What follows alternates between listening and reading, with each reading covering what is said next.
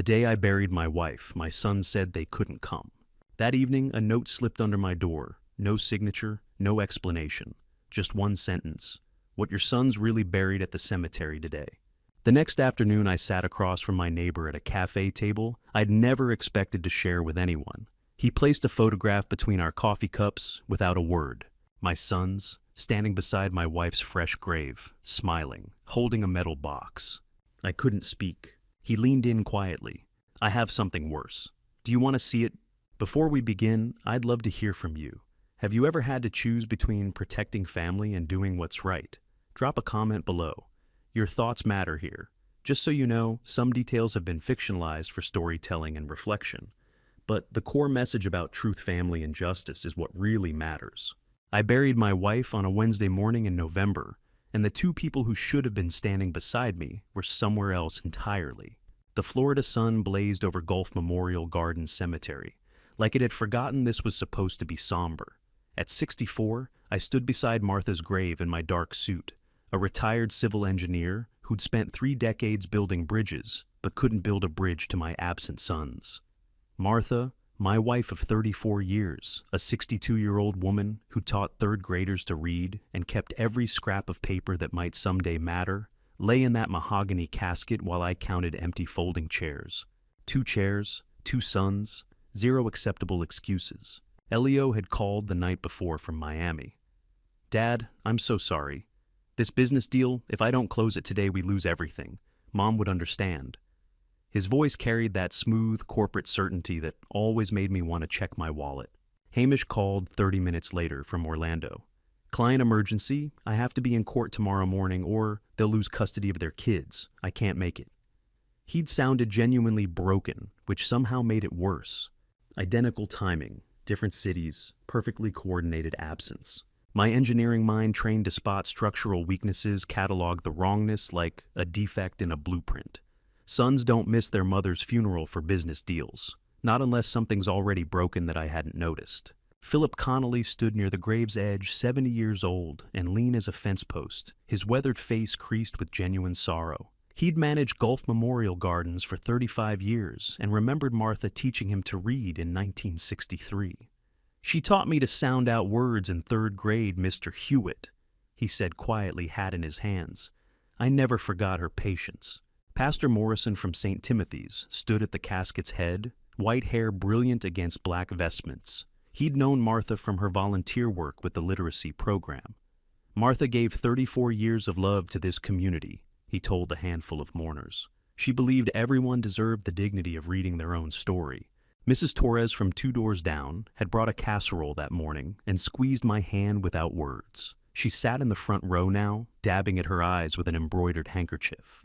34 years of marriage, 2 sons. 0 excuses are good enough. What kind of business deal is worth missing your mother's funeral? What kind of emergency is more important than goodbye? I'd built suspension bridges across rivers, calculated load-bearing capacities for structures that would outlive me, but I couldn't calculate the mathematics of this absence. The service lasted 23 minutes. Pastor Morrison spoke about Martha's gentle persistence, her meticulous record-keeping, her belief that literacy was dignity. The November breeze carried the salt smell of the Gulf 2 miles west, mixing with fresh-turned earth and funeral flowers. I felt the sun hot on my neck, heard distant traffic on Tamiami Trail, watched a mockingbird land on a nearby headstone. When they lowered the casket, I stood alone at the grave's edge and didn't cry. Engineers don't cry at funerals. We calculate the volume of the hole, estimate the weight of the coffin, and wonder about soil compression rates. We do anything except feel the emptiness spreading like a crack through concrete. I drove home to our house on Pelican Bay Drive, that 2-story Mediterranean revival we'd bought in 2013 when I retired. The silence inside felt solid, measurable. Martha's reading glasses still sat on the kitchen counter, folded beside the crossword puzzle she'd never finish. Her coffee cup rested in the dish drainer, a faint lipstick mark on the rim. I couldn't stay in the kitchen. Her small office off the hallway still smelled like lavender hand cream and old paper. I started packing slowly, books first, then filing cabinet drawers stuffed with decades of teaching materials. In the storage closet, pushed behind 3 boxes of lesson plans, I found her old wooden chest. 40 years of documents, maybe more. Martha never threw anything away. Tax returns from the 80s, receipts for long-sold cars, contracts from construction jobs I'd worked before my sons were born. I lifted the lid and saw folders labeled in her precise handwriting, 1985 Crawford Madden files, insurance policies, 1990 to 2000, property deeds. Her voice echoed in my memory, clear as if she stood beside me. Promise me, Vernon, never throw away old paperwork. You never know when truth needs proof. I'd laughed at the time, called her a pack rat, teased her about saving grocery receipts from 1987, but she'd been serious. Those green eyes had held mine with teaching intensity. Promise me. What did you know? I whispered to the empty room. What were you saving me from? I closed the chest and pushed it back into the corner. Not yet. I'd know when the time came to open it. Martha had taught me to trust her instincts even when I didn't understand them. At sunset, I heard a soft rustling at the front door, paper sliding across the tile. By the time I pulled it open, the porch stood empty, painted orange by dying light. But there on the doormat, folded once, lay a cream-colored note in elegant handwriting I didn't recognize. What your sons really buried at the cemetery today. I read aloud, my voice strange in the empty house. The words felt like a physical weight. Someone had been there. Someone had watched. No signature, no explanation. Just that single poisonous sentence that rewrote the entire day. What they really buried. Not who sent this. Not why. What did my sons bury? I read it 4 times, my hand steady, despite the adrenaline sharpening my thinking into the cold precision I'd used for 40 years of engineering problems. Someone had been watching my family closely enough to know what Elio and Hamish had done that very afternoon. While I stood at their mother's funeral, they'd been at that same cemetery burying something they didn't want me to find. The handwriting was elegant, unfamiliar, careful script of someone educated, deliberate. Someone who wanted me to know they'd been watching. I folded the note carefully and placed it in my shirt pocket, feeling it rest against my chest like evidence waiting to be examined. I already knew I would be at that cafe at 2 o'clock tomorrow. When someone you've never met knows more about your children than you do, which failure is greater, theirs for the deception or yours for missing it? I stood at the kitchen counter under the fluorescent light, the cream-colored note spread flat against the granite like evidence at a crime scene. The handwriting was precise, unhurried, someone who'd taken time to craft each letter. The paper itself felt expensive between my fingers, a weight and texture that suggested stationery kept in a desk drawer, not grabbed in haste. Someone had been there. Someone had watched. I stepped onto the front porch, letting the screen door close softly behind me. November evening had settled over Pelican Bay Drive, warm and humid, carrying the distant sound of sprinklers and the salt smell from the Gulf. Streetlights flickered on in sequence down the block, illuminating the manicured lawns and Spanish tile roofs of my neighbors' lives. That's when I saw it. 3 houses down on the opposite side of the street, a dark sedan sat parked beneath a live oak. I'd registered it that morning in the vague peripheral way. You notice cars in your neighborhood, just another vehicle, nothing remarkable. But now 12 hours later, it hasn't moved. Florida plates, tinted windows, engine cold. Someone had been watching since before the funeral. My engineer's mind clicked into the methodical cataloging mode I'd used for 40 years of structural analysis. Dark blue or black sedan, late model, positioned with a clear sightline to both my driveway and the cemetery access road, visible from that angle. Whoever sent the note hadn't just observed, they'd positioned themselves to track movements, to document timing, to know exactly when my sons had done whatever they'd done.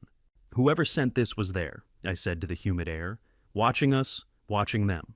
Yeah, and I went back inside and locked the door. In the living room, I tried to eat the casserole Mrs. Torres had brought, but my stomach rejected the kindness. I sat in Martha's chair instead, the worn leather recliner where she'd graded papers for 30 years, and let my mind work backward through the timeline.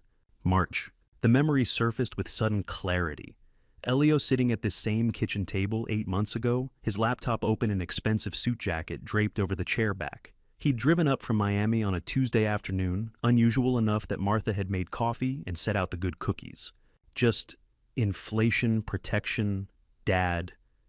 His voice echoed in my memory, smooth and confident. Standard practice for your asset level. You've got the Naples property, the investments, the retirement accounts. Your current life insurance hasn't increased since 2010. $2 million doesn't cover what you've built. Martha had leaned over his shoulder, reading the policy documents with her teacher's careful attention. 6 million seems like a lot, Elio. It's proportional to your estate value, he'd assured her.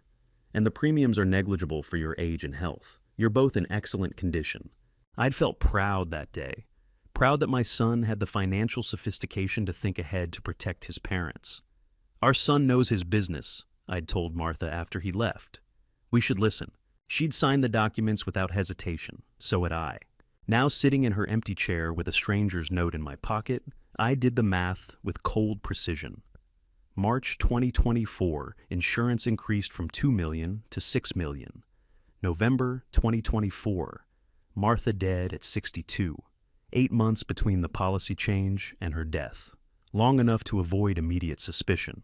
Long enough to look like natural timing. Long enough to plan. You think you know your children. You watch them learn to walk, to read, to drive. You taught them to tie their shoes and balance checkbooks and treat people with respect. You never imagine you might need to learn when they're lying. You never develop that particular expertise because the foundation of family is supposed to be trust. And once you start auditing trust, what's left? But I was auditing now. Midnight found me in our bedroom, lying on top of the covers, fully dressed, staring at the ceiling fan's slow rotation. The house creaked and settled around me, familiar sounds that now felt like a stranger's breathing. Martha's side of the bed lay undisturbed, her reading light still angled toward the pillow she'd never use again. My mind built decision trees the way I'd built bridge diagrams for 3 decades. Option 1, go to the police now. Result dismissed for insufficient evidence, a note from an anonymous source, a parked car, a coincidental timing of insurance and death. No prosecutor would touch it. Option 2, ignore the note, pretend I never received it. Result, if my sons had actually done something criminal, they might accelerate whatever plan remained. Unacceptable risk. Option 3, meet the sender tomorrow at Riverside Cafe. Result, gather more data. Understand what they know. Maintain control of information flow before making the next move. Optimal path, meet the sender. But there was something else my engineer's mind was doing now, something darker. I was cataloging Martha's decline with new eyes. January's sudden weakness she'd attributed to winter blues. March, unexplained nausea that her doctor couldn't diagnose. June, fatigue so profound she'd stopped volunteering at the literacy center. October, the rapid deterioration that led to hospice, to morphine, to that final Wednesday morning. The pattern I'd attributed to aggressive cancer now looked different. It looked deliberate. It looked like a timeline someone had engineered. In engineering, we call it load-bearing failure, the moment when invisible cracks suddenly matter, when stress that seemed sustainable yesterday becomes catastrophic today, when the structure you trusted implicitly reveals it was compromised all along and you just didn't know which questions to ask. 34 years of marriage teaches you patterns, I whispered to the dark ceiling. I knew something was wrong, I just didn't ask the right question. The right question wasn't what's making her sick, it was who. By 2 a.m., I'd made my decision. Tomorrow I would meet whoever had been watching my family, closely enough to know what my sons buried. The note sat on the nightstand, cream paper, glowing faintly in the darkness from the streetlight outside. Riverside Cafe, 5th Avenue South, 2 p.m. I already knew I wouldn't tell anyone I was going. Because if my sons had killed their mother, I needed to know everything before I destroyed them. The hardest person to recognize is the one you've seen every morning for 11 years, but never once looked at. I walked into Riverside Cafe at 1:45 p.m., 15 minutes early, for a meeting that might confirm my sons were murderers. The November heat yielded to air conditioning that smelled like espresso and cinnamon. I scanned faces, tourists with phones, elderly couples sharing newspapers, construction workers on lunch break, looking for threats I couldn't name. The cafe occupied a renovated bungalow on 5th Avenue South, exposed brick and reclaimed wood windows facing the street. I chose a corner table with clear sight lines to the entrance and both exits. My engineer's mind mapped the space: 12 tables, 8 occupied, 1 restroom, kitchen behind swinging doors, fire exit in back. A server appeared mid-40s with tired eyes. "Coffee hone? Are you waiting for someone?" "Yes," I said, "I am." She poured without asking how I took it. I was waiting for whoever knew what my sons did yesterday. The coffee sat, untouched steam rising like a countdown. Each minute stretched. I checked my watch: 1:52, 1:56, 1:59. At exactly 2 p.m. a man entered. 67, maybe older. Gray hair swept back from a lined face. Simple clothes, khaki pants, navy polo, practical shoes. Sharp eyes that scanned the cafe the same way mine had found me immediately. But it was his face that stopped my breath. I knew that face. I'd seen it every morning for 11 years. The neighbor 3 houses down who collected mail at 7 a.m., watered plants at 6 p.m., drove a gray Volvo with meticulous care. We'd waved across driveways perhaps 200 times. We'd taken in each other's packages when delivery drivers chose wrong porches. We nodded hello at neighborhood meetings. Neither of us attended regularly. We'd lived 3 houses apart for 11 years, and I'd never learned his name. He walked directly to my table with rehearsed certainty. Up close, I saw exhaustion carved into his features, the weight of whatever he carried, making him older than his years. "Mr. Hewitt," he said, voice quiet and precise. "I'm Leland. I live 3 houses down from you." "I know your face," I managed. "I never knew your name." "We've been neighbors for 11 years, Leland said, pulling out the chair without invitation. "I know everything about your family." The words should have sounded like a threat. Instead, they sounded like exhaustion. How many strangers live 3 doors down from you? How many people do you see every single day without ever seeing them at all? I'd waved to this man 200 mornings. I'd watched him load groceries, walk his route around the block at sunset, maintain his lawn with the same methodical precision I recognized in myself. And I'd never once wondered who he was. Leland sat down, ordered nothing when the server approached. He waited until she walked away. "I moved to Pelican Bay Drive in 2013 specifically to watch you," he said. "To wait for the right moment." My chest tightened. "Moment for what?" "To show you what your sons are." His hands rested flat on the table, steady, despite what had to be racing through him. "Before they kill you too." The cafe, noise conversation, espresso machine, 80s music from ceiling speakers faded to background static. I heard my own breathing too fast. Felt the table's edge pressing against my forearms. Smelled the coffee I hadn't touched growing cold. "Why?" The question came out rough. "Why watch me for 11 years?" "Because of 1985, Leland said. "Because of what happened between you and my father, Reginald Madden." The name hit like a physical blow. Reginald Madden, my business partner for 6 years in the 80s, Crawford Madden Construction. The company that dissolved in 1985 under circumstances that still made my hands shake. The partnership that cost me $100,000 and nearly destroyed my early career. "Your father," I repeated. Leland's jaw tightened. "I was 42 when I buried him. I've spent 40 years understanding what you did to my family. The surveillance, the note, the dark sedan. Not random. Deliberate observation by a man nursing a 40-year grudge, living 3 houses away, watching and waiting." "I didn't bankrupt your father," I said, but the protest sounded weak. "The market collapsed. We both lost." "I'm not here to debate 1985. Leland cut me off. "I'm here because yesterday afternoon, while you drove home from your wife's funeral, your sons returned to Gulf Memorial Gardens Cemetery. They waited until the ground crew left at 3:30. Then they buried something next to her grave. Some people orbit your life for years, like distant planets, visible, predictable, utterly unknown. They exist in your peripheral vision, part of the landscape you navigate without noticing, until the day their orbit intersects with yours and you realize they've been watching the entire time, tracking your movements, waiting for the moment to reveal. They know things about you that you don't know yourself." Leland reached into his jacket. I tensed some animal part of my brain, expecting a weapon. But what he pulled out was a brown manila envelope creased from carrying the clasp, worn from opening and closing.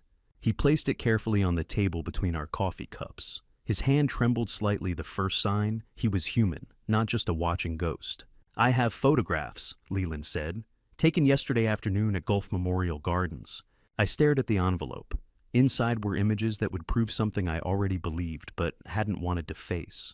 Proof my sons had used their mother's funeral to hide evidence.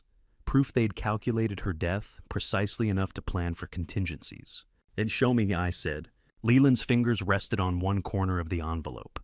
"Once you see these, you can't unsee them. You understand that the sixth west do el world." "I understand." The envelope sat between us on the cafe table, brown manila against white laminate. Leland's fingers still rested on one corner, as if he might take it back, as if he might spare me. But we both knew I had to look. I had to see what my sons had done at their mother's grave while I drove home alone. Some photographs destroy you instantly. Others take exactly 3 seconds the time it takes your brain to understand what your eyes refuse to believe. I opened the envelope with hands steadier than my heartbeat. The photographs slid onto the white cafe table like evidence at trial. 5 prints, glossy professional quality. The first one stopped my breathing. Elio and Hamish, Martha's grave, November 13th, 3:47 p.m. I read the timestamp aloud, needing to hear it confirmed. 3:47 p.m., November 13th. While you were home grieving, Leland said quietly, they were burying evidence. The funeral had ended at 10:45. I'd driven home by 11:20, sat in Martha's chair trying to process the emptiness. At 3:47 p.m., 2.5 hours after I'd left the cemetery, my sons had returned. But they weren't mourning. Elio knelt beside the fresh grave holding a small metal box, maybe 6 inches square. His face, captured in perfect telephoto clarity, wore an expression I'd never seen: relief mixed with accomplishment. Hamish stood 3 feet away, not looking at his brother, but scanning the cemetery perimeter, his posture alert, purposeful. They were working. And that's not grief on their faces, I said. The words felt distant, analytical. That's a job completed. Leland said nothing, let me process. I spread the remaining 4 photographs across the table. Different angles, different moments of the same operation. Photo 2. Elio digging a shallow hole beside Martha's headstone, the metal box visible on the grass. Photo 3. Hamish's hand on his phone, checking something, the time maybe, or confirming no witnesses approached. Photo 4. The box being lowered into the hole, Elio's fingers careful, deliberate. Photo 5. Dirt being replaced, smoothed, camouflaged. Professional coordination, methodical execution, not the fumbling of amateurs caught in crisis, but the practiced efficiency of people following a plan. You took these from where? I asked, my voice strange in my own ears. How close were you? Behind the oak tree 50 yards northwest, Leland said. I've been photographing your family for months. My sons buried something with their mother. While I wept, they worked. Have you ever seen your child's face and not recognized the person behind it? Have you ever realized the stranger isn't new? You've just been blind. I'd looked at Elio and Hamish every day of their lives, changed their diapers, taught them to ride bikes, helped them with calculus homework, watched them grow into men I thought I knew. I'd never seen these faces. I'd never seen this cold purpose, this relief at completing a criminal task. They'd worn masks for me their entire lives, and I'd never noticed. Leland reached for his phone, tapped the screen with practiced movements, then slid it across the table. I have something worse, he said. Do you want to see it? Show me everything. The video played automatically. 43 seconds. Timestamp. March 15th, 2024, 10:22 a.m. The angle showed it was filmed through a window. My kitchen window, I realized with a jolt, looking into the small hallway where Martha kept her medications. Elio stood at the cabinet, his back to the camera. He opened a small glass vial, held it up to the light, as if checking contents, then systematically opened 3 prescription bottles. His hand moved with practiced precision, adding drops to each, not hesitating, not fumbling. Routine. This wasn't the first time. March 15th, 8 months before Martha died. 8 months of systematic poisoning disguised as cancer decline. I watched the video twice without breathing. The second time, I noticed details, the way Elio checked over his shoulder before starting the careful replacement of bottles to their exact positions, the casual way he pocketed the vial and walked out of frame. Someone who'd done this many times. Someone who knew his mother's medication schedule, knew when she'd be in the garden, knew exactly how long he had. Someone who'd planned this for months. I set the phone face down on the table, felt the cool laminate under my palms, heard the espresso machine hissing behind the counter, smelled burnt coffee and someone's cinnamon roll. The cafe continued around us, tourists laughing, a child asking for more sugar, someone's ringtone playing classic rock. 30 seconds, I said. I need 30 seconds. Leland nodded once. I counted, my engineer's mind rebuilding reality from shattered assumptions. Martha's January weakness, March nausea, June fatigue, October's rapid deterioration. Not cancer's natural progression, but an engineered timeline. The life insurance increased in March, the same month Elio started poisoning her. 8 months to establish a pattern, make it look like illness, ensured doctors wouldn't question. At 30 seconds, I looked up. I waited 11 years, Leland said quietly. 30 seconds is nothing. The video kept looping on the phone between us. Elio's hand steady as a surgeon's adding poison to medicine, meant to heal his mother. Each drop is measured. Each movement is calculated. "Why are you showing me this?" I asked. "What do you want from me?" Leland's face changed. The exhausted certainty hardened into something older, deeper. 40 years of compressed rage showing through cracks in his controlled exterior. "Why do I care what happens to your family?" he repeated. "Because 40 years ago, you destroyed mine." He reached for his wallet, pulled out a photograph, so worn the edges had softened. The colors had that faded quality of film from the 80s, too warm, slightly oversaturated. He placed it beside the photos of my sons. Two men in hard hats stood at a construction site, arms around each other's shoulders, grinning at the camera like brothers. One was me, 39 years old, leaner but recognizable. The other was a stranger I hadn't thought about in decades. "Crawford Madden Construction," Leland said. 1985. You remember my father, Reginald A. The photograph showed two men in 1985, partners, friends, builders. I recognized my younger self, immediately 39 years old, standing at a construction site that would soon become my greatest failure. The man beside me, arm around my shoulder, was Reginald Madden, Leland's father, and according to the son sitting across from me, I had killed him. How long can you hate someone for something they didn't do before the hatred becomes who you are? Leland's finger rested on the 1985 photograph, two young men in hard hats, partners who had no idea what was coming. Crawford Madden Construction. Leland said, his voice steady with 40 years of practice. 6 years of partnership, profitable until 1984. Then the recession hit. I remembered. The market collapse that had nearly destroyed everything. My father came home in March 1985, broken. Leland continued. Told us you'd taken $60,000 from the business account. Money that was supposed to save the partnership, keep the crew paid, finish the contracts. He said you used it to save your own house while the company collapsed. That's not... I started, but Leland raised a hand. Let me finish. I sat back, jaw tight. Reginald Madden, Leland's father, and my business partner, had died by suicide, believing I'd embezzled from our failing construction company. Everything he'd believed was wrong, but I couldn't say that yet. I'm sorry, I said and meant it. I spent 40 years understanding what you did to my family, Leland said. Building a case, tracking your life, waiting for the right moment to destroy you the way you destroyed him. He pulled his phone back, gathered the photographs of my sons at Martha's grave, stacked them precisely. In 2013, I learned you'd retired to Naples. I found a house 3 doors down from yours. I moved there specifically to watch you, to document everything, to wait for the perfect moment of revenge. 11 years, my neighbor for 11 years, and every wave, every polite nod had been part of a 40-year plan. I planned to destroy you quietly, Leland said. Over the years, the way you destroyed him, make you lose everything slowly enough that you'd feel every piece break. He tapped the phone screen, bringing up the video of Elio poisoning Martha's medications. Then in March, I saw your son through your kitchen window doing something wrong. By April, I knew he was poisoning his own mother. My chest tightened. You've had that video since April. 6 months. You waited. I did.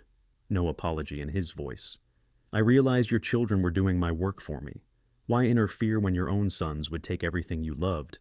Can you spend 40 years hating someone for a lie and still call it justice? Or does the duration of the hatred matter more than its truth? Leland had nursed this grudge longer than my sons had been alive. It had outlasted his marriage, shaped where he lived, and determined how he spent his retirement. Revenge hadn't been his project, it had been his purpose. But you're here now, I said, warning me instead of watching me die. Why? Leland was quiet for a long moment. The cafe sounds filled the space, espresso machine, hissing, a child's laughter, someone's phone ringing. Yesterday, I watched you bury your wife alone, he said finally. Your sons didn't come. I stood by that oak tree with my camera, and I saw your face when you realized both chairs were empty. He looked at his hands, weathered and age-spotted like mine. I came here planning to watch you squirm, to show you the photos and the video, then sit back while you break. Why didn't you? Because I kept watching. I realized they're not just stealing from you. They're going to kill you next. Frame you for everything, make it look like you murdered your own wife, then take the insurance money and walk away. Leland's jaw worked like the words tasted bitter. 40 years I've wanted you to suffer for what you did to my father. But whatever happened in 1985, you don't deserve what they're planning. Nobody does. Some grudges are like concrete. The longer they set, the harder they become. To break even when you learn, the foundation was sand. Leland had spent 40 years building this hatred into something solid, structural, load-bearing. Now, his own conscience was asking him to tear it down. Your father, I said carefully. The bankruptcy. What you think I did. We'll address all of it. I have documentation you need to see, but not today. I gathered the photographs, stacked them, precisely slid them back into the envelope. Today we found out what my son's buried with my wife. Everything else waits. Leland studied my face. Do you have documentation? 40 years worth. My wife never threw anything away. I thought of Martha's wooden chest, those labeled folders gathering dust. She kept every receipt, every contract, every bank record from 1985. She insisted I never discard them. Why would she? I don't know, but I'm starting to understand she knew things I didn't. Leland nodded slowly. Agreed. The dead can wait. The living can't. We left the cafe together, walked to the parking lot in tense silence. The November heat pressed down air thick with salt and impending rain. I pulled out my phone, found Philip Connolly's number. He answered on the second ring. Mr. Hewitt. Philip, I need a favor. Tonight. It's about Martha. Anything. I explained carefully emergency access to the cemetery. After dark couldn't involve police, yet needed his discretion and his help.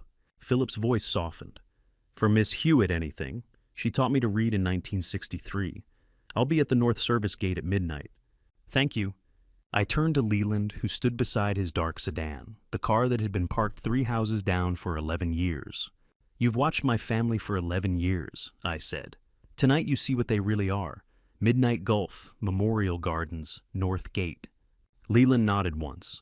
I'll be there. I sat in my car watching him drive away the sedan, disappearing down Fifth Avenue into afternoon traffic. In 8 hours, we would meet at the cemetery and dig up whatever my sons had buried. Everything I thought I knew about my family had shattered in 3 hours at a cafe.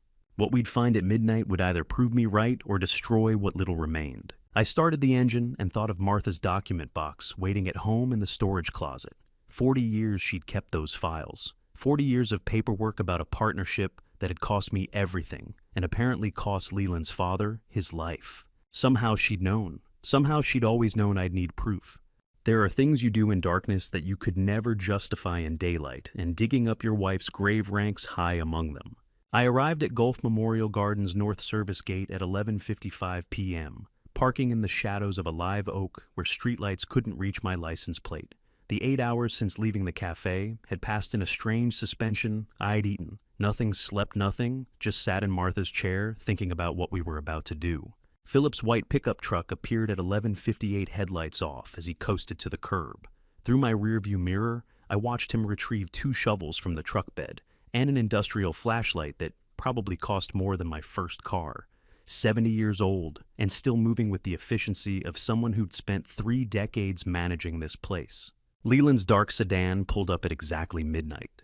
We converged at the gate without speaking. 3 men in our 60s and 70s, about to commit what would technically be classified as grave desecration. Philip held up a key ring that caught the moonlight. I brought 2 shovels, he said quietly. Figured we'd take turns. How long will this take? Leland asked. I looked at Martha's grave marker visible in the distance, a pale rectangle against dark grass. However long it takes, we're not leaving without answers. Philip unlocked the service gate with keys he technically no longer had authority to use. He'd retired as cemetery manager in 2019, but apparently kept copies. The gate swung open on well-oiled hinges, silent as conspiracy. We walked single file through the cemetery. Philip led flashlight beam trained on the path ahead, using a mental map memorized over 35 years of this work. The November Florida night pressed around us, warm, humid, the Gulf breeze 2 miles west, carrying salt and night-blooming jasmine. Our footsteps on grass sounded too loud in my ears, each step a small transgression multiplying towards something larger. I passed graves of people Martha had known. Mrs. Torres's husband died 3 years before we moved to Pelican Bay Drive, the Morrison family plot where Pastor Morrison's parents rested. Each headstone was a reminder that this was sacred ground we were about to violate. Section C, row 12. Philip said, his voice barely above a whisper. I remember exactly where I laid her. Well, 35 years you've done this work, I said. Tonight I'm asking you to undo it. For Miss Hewitt, Philip said simply. She taught me more than reading. She taught me that truth matters. Leland walked beside me, hands in his pockets, scanning the darkness like he expected security guards to materialize. Anyone else feel like we're committing a crime? We are, I said. But sometimes you choose between two kinds of wrong and hope you pick the lesser. Have you ever violated something sacred for a reason you believed it was more sacred still? Have you ever chosen between two kinds of wrong and hoped you picked the lesser? I'd spent 40 years following rules, building things to code, trusting that systems worked if you worked them honestly. Tonight I was breaking every principle I'd built my career on, and I'd never been more certain of anything. The flashlight beam found Martha's headstone. Marble, simple. The inscription I'd chosen just 5 days ago. Martha Hewitt, beloved wife and teacher. 1962 to 2024. Fresh flowers from the funeral lay wilted in the Florida heat, their colors muted in the darkness. The grass hadn't fully rooted yet. The earth still showed disturbance from burial. We stood in a triangle formation around the grave. None of us moved first. And Martha would understand why we're doing this. I said, reading the inscription aloud like a prayer or an apology. Philip pointed the flashlight 3 feet to the right of the headstone. The photos showed them digging here. That's where we start. Leland looked at me across Martha's grave. Once we do this, Mr. Hewitt, we can't undo it. I know. I took the first shovel needed to be the one who started this. The blade cut into Florida soil, sandy and loose, nothing like the packed earth covering Martha's casket 6 feet down. We were digging shallow where my sons had been photographed working. The shovel bit into earth with a sound that felt obscenely loud. "Oh, forgive me, Martha," I whispered to the ground. "This is for you as much as for me." Philip held the flashlight steady, creating a circle of illumination in the darkness. Leland watched for security patrols that never came. The cemetery closed at sunset, and no one checked the grounds until dawn. Vernon and Philip traded the shovel every 50 scoops, working methodically. Sweat soaked through my shirt despite the night air. After 20 minutes, Philip paused mid-dig. "Soil's looser than it should be here. They definitely disturbed this section recently." "How deep did the photos suggest?" Leland asked. "Shallow," I said. "They were rushed, working fast before someone saw them. Sometimes the only way to honor the dead is to disturb their rest, because the living buried lies alongside the body." Martha had kept 40 years of documents because she knew truth needed proof. Now I was digging beside her grave because my sons had buried their lives with her. My shovel struck something solid at 60 centimeters, barely 2 feet down. The sound metal on metal, a dull clang that stopped my breath. All 3 of us froze. Philip trained the flashlight into the hole we'd created. In the beam corner of an aluminum box, maybe 8 inches square, exactly where Leland's photographs had shown Elio kneeling. There, I said, "right there." Philip leaned closer, flashlight steady. "Aluminum, commercial grade, waterproof seal." Leland knelt beside the hole, his voice tight. "That's it. That's what they buried while you drove home alone. Shallower than I'd expected. Sons who were rushing, not careful. Or sons who planned to return and retrieve it quickly when needed. The depth told its own story, buried deep enough to avoid casual discovery, shallow enough for fast recovery. My sons had been planning ahead. The flashlight beam caught the corner of brushed aluminum, a manufactured object that had no business existing beside my wife's casket. Philip and Leland knelt beside me as I brushed away the remaining dirt with my bare hands. The metal was cold smooth, sealed tight against moisture and time. Whatever my sons had hidden here 2 days ago was about to become visible, and there would be no unseeing it. The box opened with a soft click, and inside was everything I needed to prove my sons were murderers and nothing I wanted to believe was true. I broke the waterproof seal with fingers that had stopped shaking. The lid lifted smoothly, commercial grade, designed to protect contents from moisture and time. Philip trained his flashlight directly into the cavity. 2 small glass vials lay nestled in foam, packing clear liquid inside, completely unlabeled. Medical-grade glass. Beside them, a thick manila envelope sealed with duct tape. Everything wrapped in plastic for additional waterproofing. This wasn't panicked burial. It was methodical storage. "Glass vials," Leland said, leaning close. "Medical grade, no labels." I lifted one, carefully held it to Philip's flashlight. The liquid caught the beam, refracted it. Clear as water, but thicker viscous. Whatever they used on Martha, I said, they kept samples. Philip's voice came out hoarse. Why would they keep evidence of murder? Insurance, Leland said. Sometimes you need proof of what you did even if that proof could destroy you. I set the vial back and reached for the manila envelope. The duct tape peeled away with a sound too loud in the cemetery silence. Inside, multiple pages. Professional printing expensive paper stock. A will, 4 pages, dated October 15th, 2024, 3 weeks before Martha died. Keep reading, Leland said quietly. I scanned the distribution clause. I hereby bequeath my entire estate, valued at approximately $9 million, to my eldest son, Elio Hewitt, in recognition of his financial acumen and dedication to family prosperity. My entire estate. The life insurance we'd increased in March, $6 million. The Naples property, $2.8 million. All investments, retirement accounts, everything we'd built. To Elio exclusively. And Hamish gets nothing, I said, flipping through pages. His own brother was cutting him out too. Leland pointed to the bottom. Notary seal from Patricia Westbrook, Naples County. Real notary. Fake document with real seal. I stared at my signature at the bottom of each page. Perfect. The slight rightward slant I developed after my third finger broke in 1998. The way my V looped wider than standard. The precise pressure that made the J and James darker. The forged signature looked more like mine than signatures I'd actually written. Someone had studied my hand for months, practicing until the forgery became more real than the original. Elio had access to decades of my paperwork, every contract, every birthday card. Time and motivation to become me on paper. A small piece of paper fell from between the will pages. Different size, different texture. I caught it before it hit the ground. Handwriting I recognized instantly Hamish's smaller, hurried script. Just 2 lines and a phone number, insurance adjuster. Call me. Date written in corner, October 22nd, 2024. 1 week after the forged will was created. This isn't Elio's handwriting, I said, holding it to the light. It's Hamish's. Leland took it, carefully read it twice. Your younger son knew what was happening. He was protecting himself.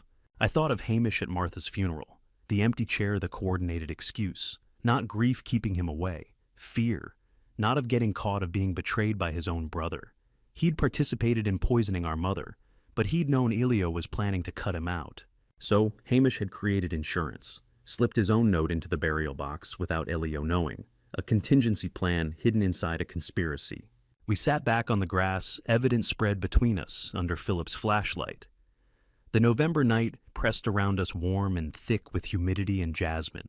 My engineer mind cataloged the architecture of betrayal. Elio planned to kill both parents and frame me for Martha's murder. Hamish participated, but secretly documented everything as insurance against his own brother. Brothers conspiring against parents while betraying each other. Elio was going to kill me, I said, working through the logic. Frame me for Martha's murder with this forged will as motive, then cut Hamish out entirely. And Hamish knew it, Leland confirmed. That note was his contingency. Philip's voice cracked. Family shouldn't be like this. This isn't what Miss Hewitt taught.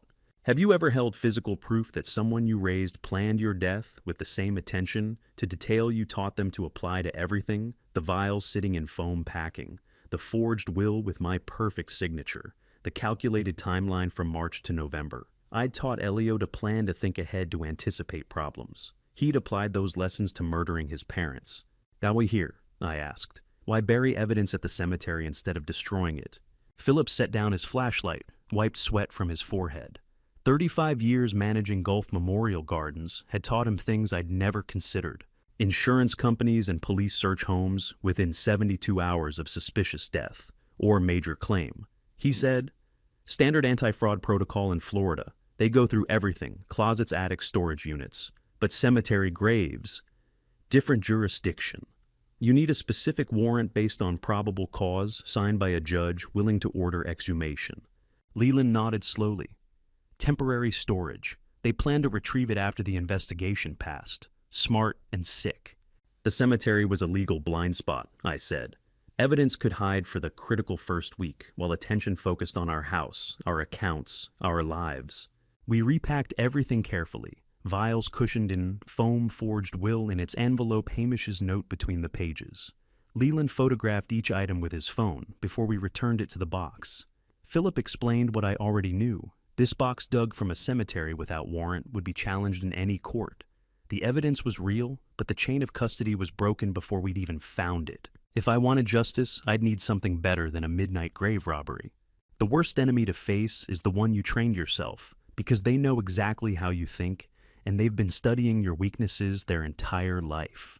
We stood beside Philip's white pickup truck under the parking lot lights at 1 a.m. 3 men, who just committed grave desecration, holding evidence that couldn't be used in any courtroom. The cemetery box sat in Philip's truck bed, reburied dirt, still clinging to its sides. Your son knew exactly what he was doing. Philip said, his voice carrying the weight of 35 years in the burial business. This wasn't desperate, it was designed. The 72-hour window, the jurisdiction boundaries, the retrieval timeline. He mapped every variable. Leland leaned against his sedan, arms crossed. He mapped the gaps in the system the way you'd map structural weaknesses in a building. Found where oversight breaks down, where authority fragments. I stared at the cemetery gate thinking of Martha's grave beyond it. I taught him to think like this. Problem solution, variables, execution. It's how I taught him to approach everything. And now he's using it to kill you, Leland said quietly. Philip touched the aluminum box like it might contaminate him. The burial depth 60 centimeters, not deeper. That's deliberate. Deep enough a casual groundskeeper wouldn't notice disturbance, shallow enough for quick retrieval with a hand shovel. He calculated optimal depth based on detection risk versus recovery speed. I felt the recognition settle like weight in my chest. Elio had approached murder like I'd approached bridge construction for 30 years. Identify objective, assess constraints, optimize timeline, minimize risk, execute with precision. The forged notary seal, researched and replicated. The cemetery burial depth measured and calibrated.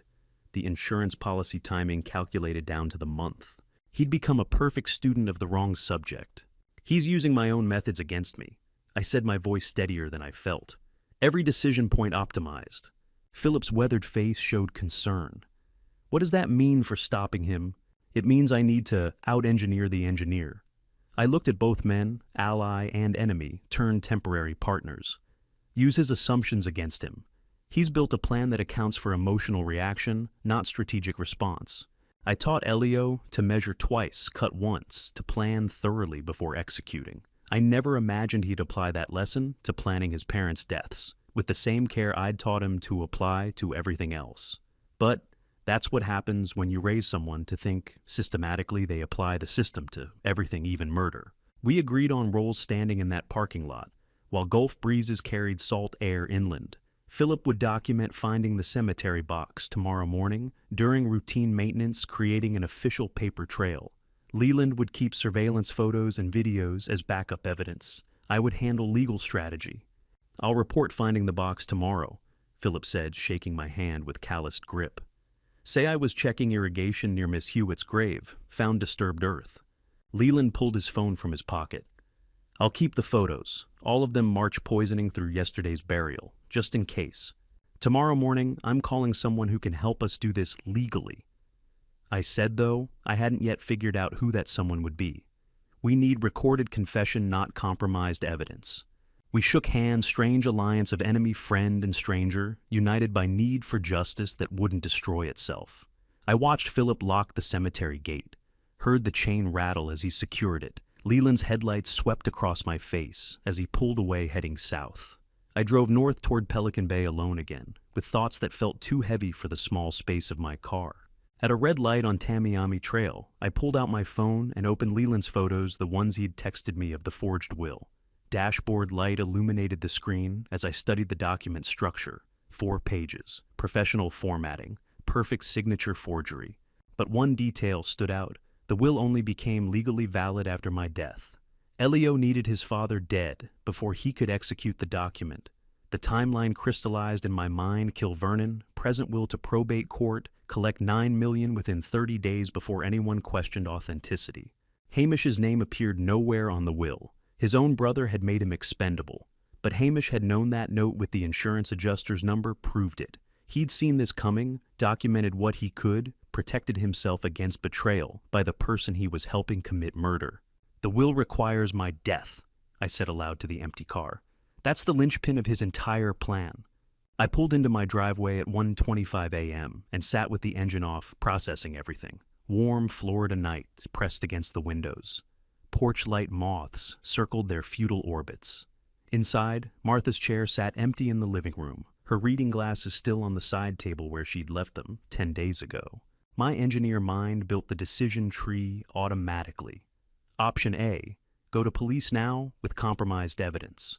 Result, inadmissible in court case. Dismissed sons, alerted and dangerous, rejected.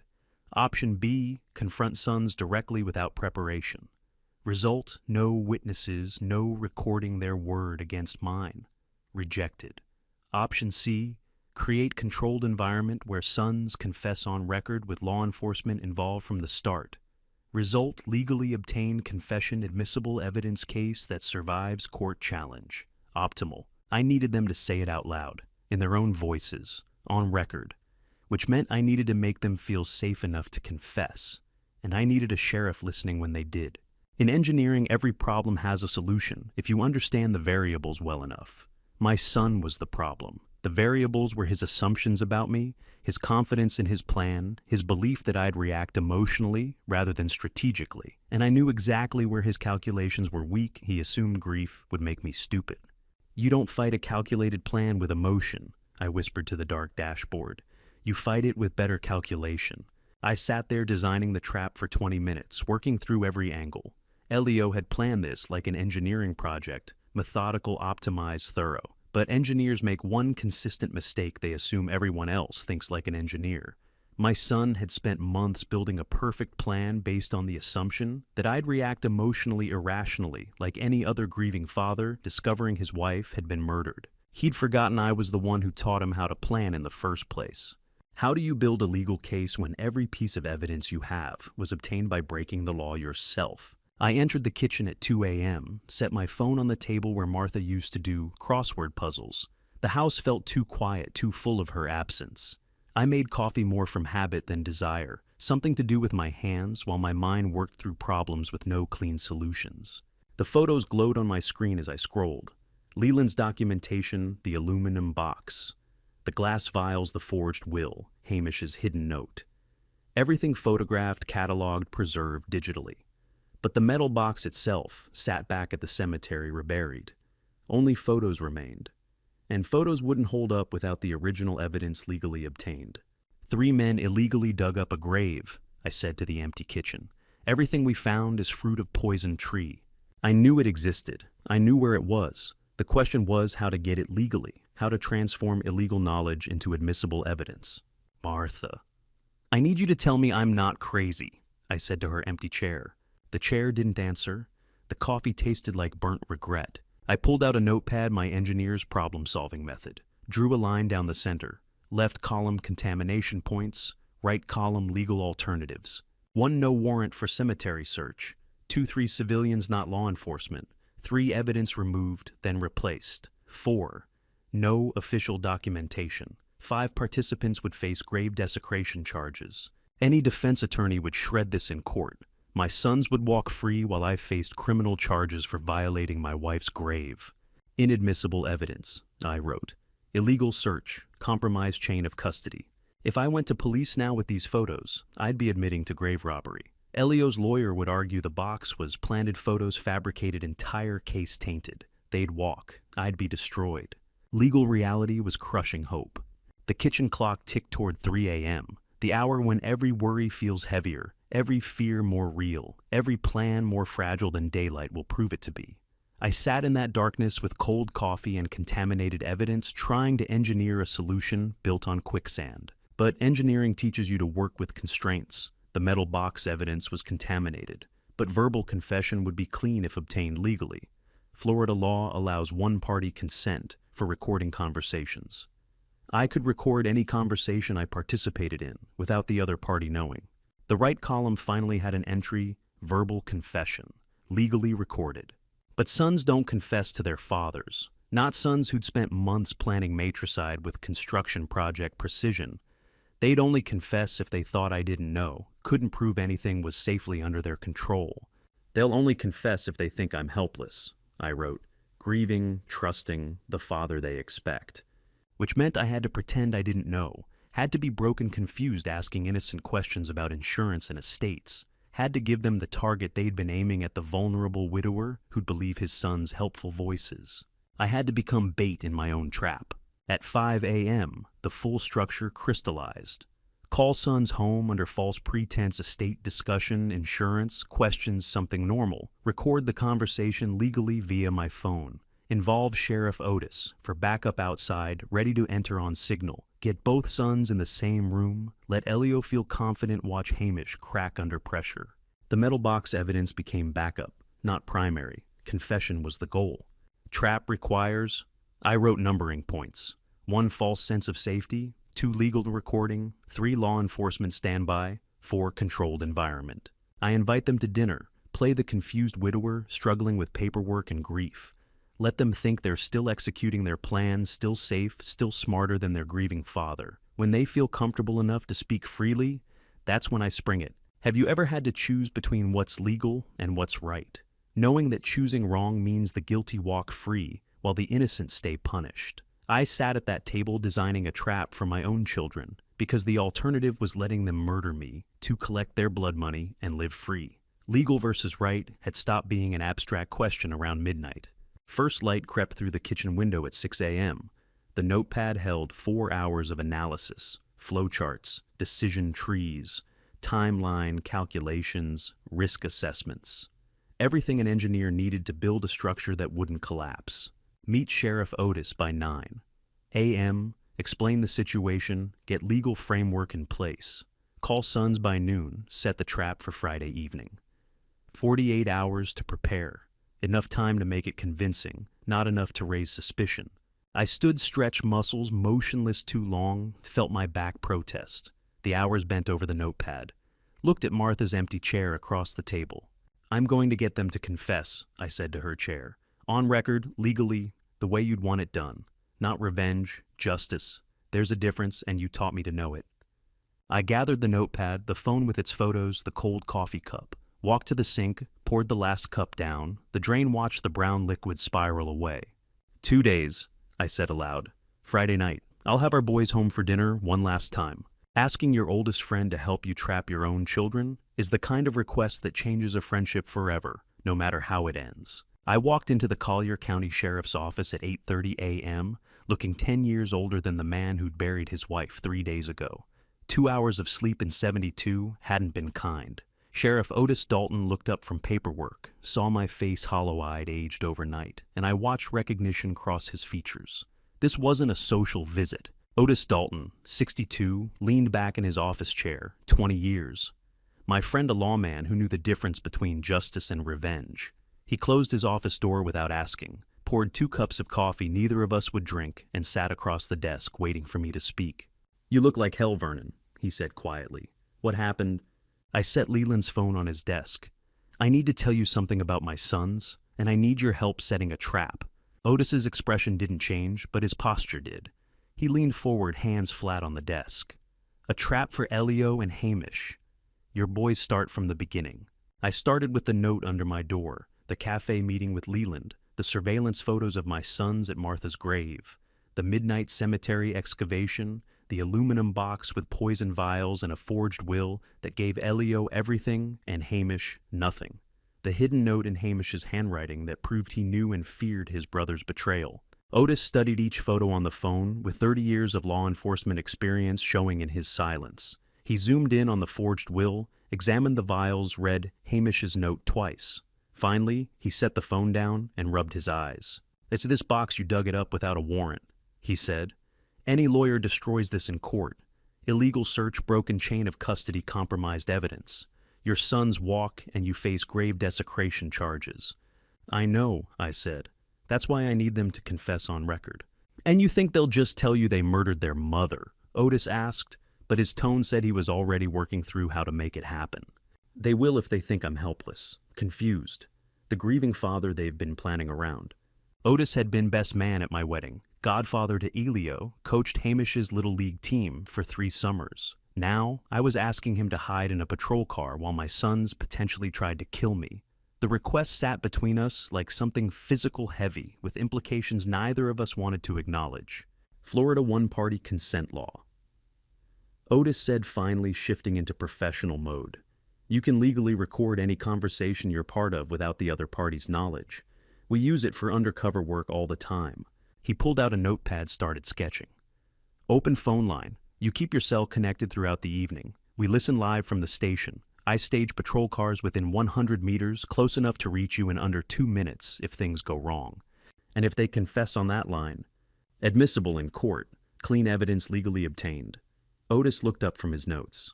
We hear everything. You say the word, we come through that door. What word? Your choice. But make it something your sons won't question if you say it naturally. A memory, a phrase, something that fits the conversation. Otis leaned forward, friend not sheriff. Vernon, they killed their mother. If they're desperate enough, they'll kill you too. You understand what you're risking. 2 minutes response time.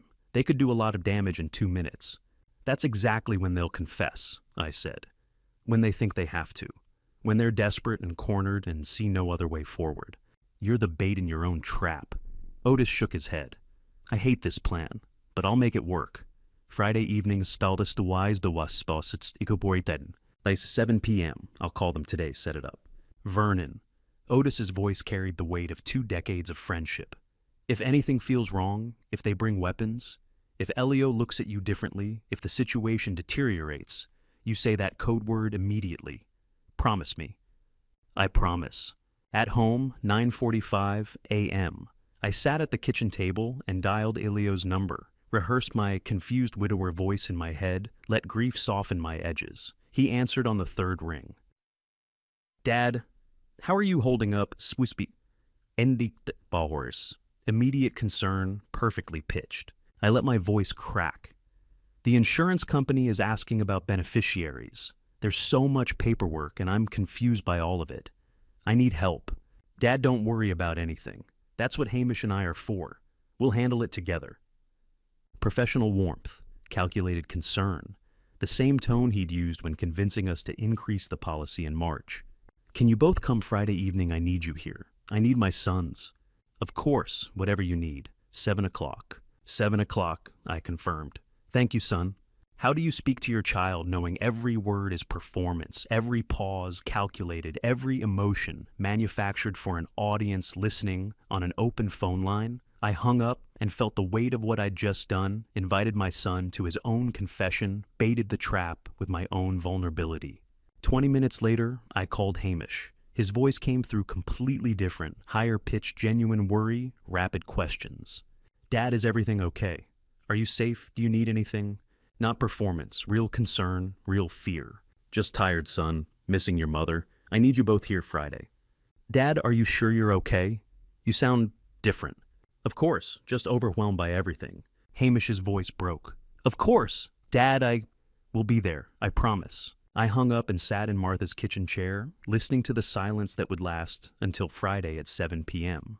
10 hours from now, my sons would walk through that front door, expecting a confused, grieving father who needed their help.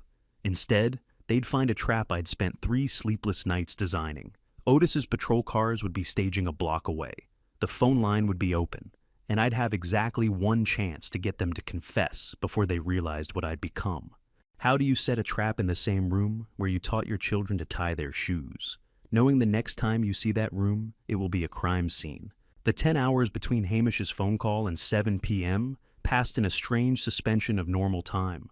I staged the confrontation with the same methodical precision I'd once used to design bridges. Every element, measured every sightline, calculated every variable accounted for, except the one that mattered most, whether I could actually do this to my own children. At 2 p.m., I arranged the coffee table, placed Leland's phone with its damning photographs under Martha's favorite tablecloth, the white linen one she'd ironed every Sunday for 30 years, tested sight lines from the dining table. If I stood there, walked 3 paces, lifted the cloth, both sons would see the screen simultaneously. No escape, no time to prepare a lie. My phone sat in my jacket pocket, already connected to the number Otis had given me. I tested it. Otis, can you hear me? His voice came through tinny but clear. Crystal clear. We'll be listening from 6:45 on. Patrol cars will stage 2 blocks away at 6:30. Understood.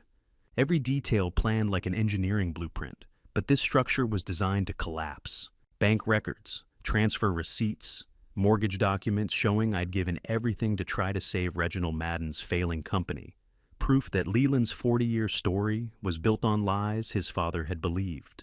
I didn't consciously plan to use them tonight, didn't know why I was pulling them from storage, but some instinct engineer's intuition or Martha's posthumous guidance told me they should be near. You kept this for 40 years, I said to the chest. Tonight I find out why. I placed the file folder in my jacket's inside pocket, felt its weight reassuring against my ribs. Whether I'd need it, I couldn't say. But Martha had always known what to save. I was setting a trap in the living room, where Elio took his first steps, where Hamish learned to read, where Martha and I had danced on our 25th anniversary. Turning our home into an interrogation room. The coffee table had hosted Christmas mornings and birthday cakes and homework sessions. Now it would host the destruction of my family. At 6 p.m., I ordered Italian food from Bella Napoli, Martha's favorite, the restaurant where we'd celebrated 30 anniversaries. The woman on the phone recognized my voice. The usual anniversary order, Mr. Hewitt. I'll be... For 3, I said, and heard my voice crack naturally. I wasn't even acting yet. I set the dining table with Martha's good china, the set we'd received as a wedding gift. 3 place settings. White napkins folded the way she'd taught me. Everything arranged to look like a widower, trying to maintain normalcy while falling apart. In my jacket pocket, I rehearsed my confused widower voice. Boys, I'm so confused by all this paperwork. Can you help me understand? I sat in Martha's chair at 6:45 phone line, open in my pocket, and spoke to the empty room. Forgive me for what I'm about to do in our home. Precisely at 7 p.m., the doorbell rang. I opened the door to both sons. Elio wore an expensive suit, charcoal gray, probably cost more than my first car. Hamish had on business casual, his shirt wrinkled like he'd driven straight from Orlando without stopping. Each carried white lilies, Martha's favorite flowers. Dad, Elio said, pulling me into a hug that lasted 3 beats longer than usual. Professional warmth perfectly calibrated. You look exhausted. Are you eating, sleeping, it may be 6 in hours? Hamish's hug trembled. His hands shook against my back. We brought Mom's flowers, Hamish said quietly. Where should I put them? I used my weak voice, the one I'd been practicing. Just set them by her chair. That's where she'd want them. They entered like they'd entered 1,000 times before filling the house with false concern. Asked about my sleep, my appetite, whether neighbors were helping. I answered vaguely, led them to the dining table, served the Italian food, with hands that trembled genuinely. Dinner unfolded with terrible ordinary rhythm. Elio talked about Tampa Bay weather, Miami business climate, how the market was recovering. His voice carried easy confidence, the tone of someone in complete control. He ate steadily, discussed wine pairings, remembered details about Martha's cooking with perfect filial affection. Hamish pushed pasta around his plate. 3 bites maybe? His hands kept moving from table to lap and back, never settling. Eyes darting between me and Elio like he was watching a tennis match where one of the players had a gun. At this lasagna, Elio said, gesturing with his fork. Remember how Mom used to make this for Sunday dinners? She'd spend all morning in the kitchen. I'm not very hungry, Hamish said quietly. I participated enough to seem present, agreed about the weather, nodded about business, mentioned how empty the house felt. The phone in my pocket transmitted everything to Otis 2 blocks away. Elio was performing grieving son perfectly. Hamish could barely hold his fork steady. In engineering, the most dangerous structures are the ones that look stable until the exact moment they collapse, no warning, no gradual failure, just sudden catastrophic loss. Our family dinner looked stable from the outside. 3 men eating Italian food, discussing ordinary things, occupying the same space we'd occupied hundreds of times before. But I could feel the structural cracks spreading beneath the surface, invisible stress fractures about to become catastrophic. 22 minutes of ordinary conversation. Then I set down my wine glass, the signal Otis and I had agreed on, meaning beginning confrontation now. Stood slowly, carefully, like an exhausted old man gathering strength. Elio's eyes tracked me with calculation. Hamish went pale. Before we discuss estate matters, I said, moving toward the coffee table, there's something I need to show you both. Of course, Dad, Elio said carefully. Whatever you need. Dad, please, Hamish whispered. My fingers gripped the tablecloth corner, Martha's favorite, the one she'd ironed every Sunday for 30 years. Beneath it lay Leland's phone with photographs that would destroy my son's lives. Elio watched me with calculation in his eyes, already running scenarios. Hamish had stopped breathing, and somewhere, 2 blocks away, Otis Dalton listened through an open phone line, hand probably resting on his car door handle, ready to move the moment I gave the signal.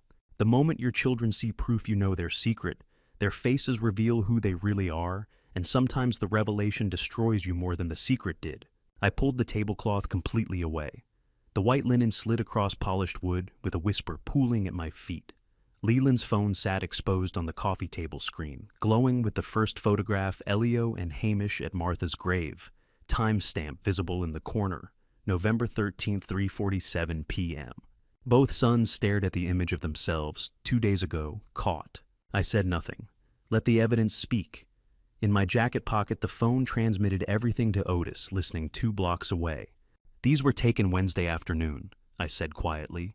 After the funeral. Elio's eyes moved from the screen to my face. 4 seconds of visible calculation passed across his features. Not panic, not guilt. Calculation. Dad, his voice stayed level. Where did you get these? Not that's not us. Not I can explain. Not you're mistaken. Where did you get those? The question of a man who knows exactly what the photos show, immediately running damage control. Not a son's response to false accusation.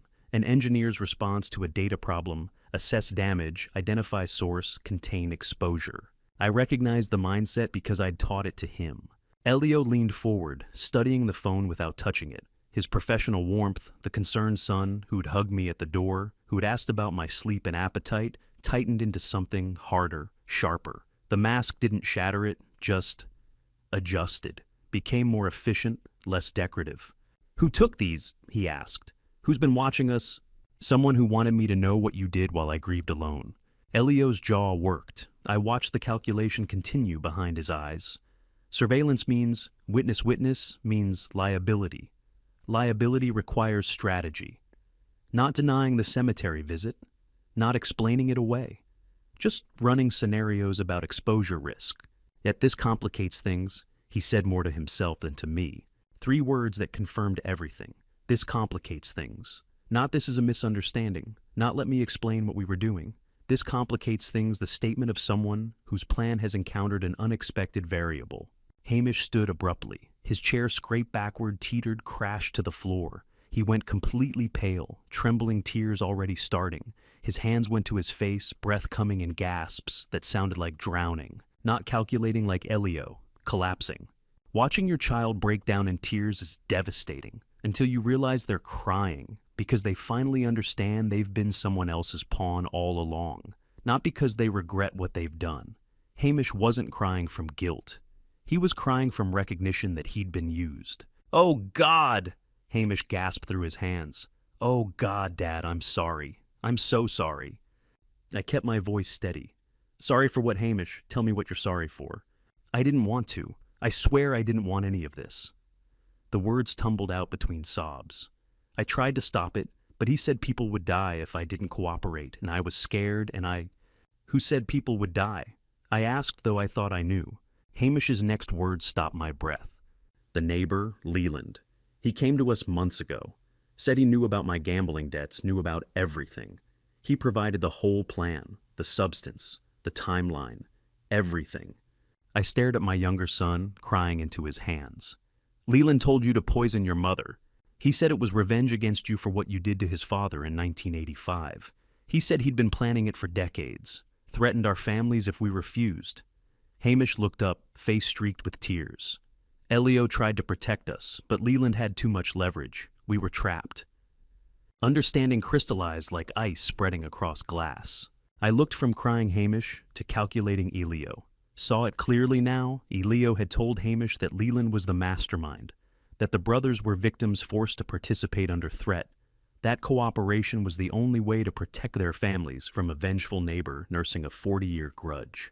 Hamish believed it, still believed it, because his brother had told him, and brothers don't lie about things like that. Victim manipulated by perpetrator, layers of lies within the conspiracy.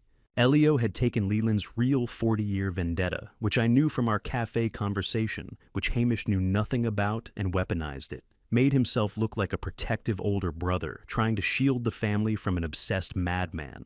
Made Hamish complicit while making him feel powerless. Brilliant and sick. And you believed Leland masterminded this, I said slowly. Because Elio told me, Hamish said like it was obvious. He showed me the evidence. The 1985 files, the grudge, the surveillance photos Leland had collected. All the proof that Leland was Shah, Estadindas Pikazanin Wapi. He stopped, looked at Elio, really looked at him for the first time since the photos appeared. Elio sat perfectly still, watching both of us with those calculating eyes. Not defending himself, not confirming or denying Hamish's story. Just watching the pieces move on a board only he could see. Have you ever watched someone you love believe a lie so completely that telling them the truth feels crueler than letting them stay deceived?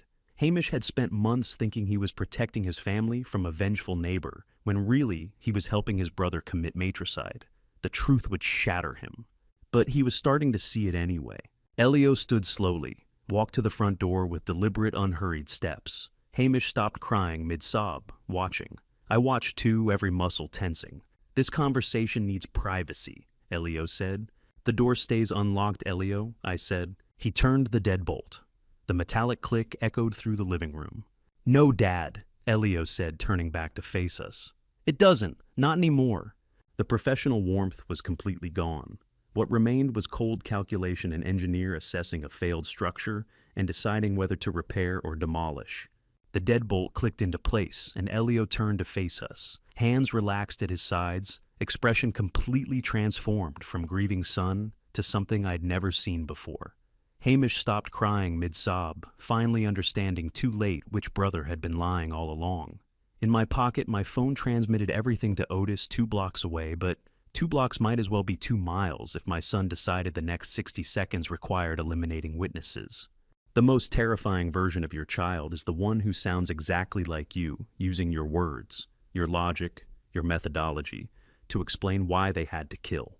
Elio walked to the center of the living room with the calm precision I'd seen him use on construction sites. Not angry, not defensive, assessing. You taught me something when I was 12, Dad, he said, voice steady as a plumb line. Remember that bridge project in Tampa? The one where the client wanted to cut corners on the foundation? I didn't answer. Hamish had gone completely still beside me. You said engineering isn't about building things. It's about solving problems. And every problem has the same 4 steps. Elio held up one finger. Identify the actual problem, not the symptoms. My throat went dry. The problem wasn't that Martha existed. Elio continued, second finger rising. The problem was the estate distribution. $9 million split 3 ways instead of 2. That's $3 million per person versus $4.5 million. At Jesus Christ, I whispered. Step 2, assess available resources. Third finger. Martha's health record showed early-stage heart arrhythmia. Hamish's pharmacy access. My metallurgy knowledge from the firm. Your complete trust in both of us. Hamish made a sound like a wounded animal. He was using my exact framework, the methodology I'd taught him for decades. Identify, assess, optimize, execute.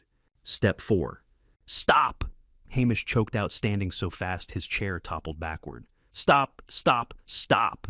You said you told me Leland was the one planning it. You said he had evidence about Dad's loan to Reginald, that he'd destroy our family unless we helped him get revenge. Elio turned to his brother with something that might have been pity. And you believe me because you're not an engineer, Hamish. You're a pharmacist. You follow protocols someone else designed. The pattern interrupt hit me like a fist. How many times had I praised Elio's analytical mind while telling Hamish he was better with people than problems? How many times had I built up one son while diminishing the other? I showed you fake emails, Elio said. Photoshop screenshots of Leland's demands. You never questioned them because they confirmed what you already feared, that Dad's past would destroy us. Hamish's knees buckled. He caught himself on the bookshelf, Martha's photo collection rattling. No, you said the vials, the timing. You said Leland planned everything. I planned everything. Elio's voice never rose.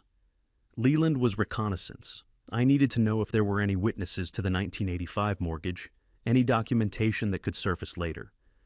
You approached him, I managed. Elio smiled, thin professional. 18 months ago, I was researching family history for Martha's birthday. Asked if he remembered the old neighborhood. He spent 3 hours telling me about Dad's betrayal, Reginald's suicide, his 40-year grudge. Perfect foundation for a scapegoat. The engineering term landed like a blade. In structural design, scapegoats are intentional weak points, components designed to fail, first protecting the main structure. By the time we were arrested, Elio continued. The narrative would be clear. Obsessed neighbor manipulates grieving sons into helping him get revenge. Hamish provides materials under duress. I'm the reluctant accomplice. Leland's the mastermind. Pause here, if you haven't already hit that comment button below, because what Vernon discovers in the next 60 seconds will shatter everything he thought he knew about the man he called his neighbor for 11 years. Drop a comment with your theory about who's behind that bedroom door, and remember, nothing in this story is exactly what it seems. Now, back to Vernon's worst nightmare. Except Leland doesn't know anything. I said pieces clicking into place with the horrible precision of a well-designed mechanism. Leland knows he hated you for 40 years. Elio corrected. He knows he moved here to keep an eye on you. He told me that himself thought we were bonding, but he never acted on it, never sent threats, never contacted us, never did anything except watch and resent. Until you gave him the opportunity. Until I documented the opportunity. Elio pulled his phone from his pocket. 14 months of text messages asking about Dad's betrayal. 6 months of emails discussing justice for Reginald. 3 months of recorded phone calls where I lead the conversation and he agrees with increasingly violent hypotheticals. My second pattern interrupt came unbidden. I'd taught Elio to document everything, to build cases with evidence, create paper trails, establish chains of causation. I'd made him into this. None of it's real, Hamish whispered, sliding down the bookshelf to the floor. You made me think I killed her because I thought we had no choice. You killed her because you're weak, Elio said, not unkindly. And predictable. I needed someone to handle the pharmaceutical component, and you needed to believe you were protecting family. It was elegant resource allocation. Where is Leland now? I asked, though I was starting to understand. Guest bedroom, Elio said. Has been since about 2 p.m. I told him you'd found documentation about Reginald and wanted to apologize privately. He came right over. In the folder. The 1985 documents I'd unconsciously retrieved from the garage left on the entry table. Elio had seen them when he arrived. What did you do to him? Mild sedative in his coffee? Nothing permanent? Just enough to keep him quiet until Sheriff Dalton arrives and finds us all together. The vengeful neighbor, the manipulated sons, the grieving father who uncovered the terrible truth. Except I'd already uncovered it, and Otis had heard everything through the phone line still connected in my pocket. The guest bedroom door began to open. Leland Madden stood in the doorway, but he wasn't sedated. His eyes were clear locked on Elio, and in his hand was my smartphone, the one I deliberately left on the nightstand, at 6:45 p.m. video recording, pointed at the living room. Got every word, Leland said quietly. Every single word.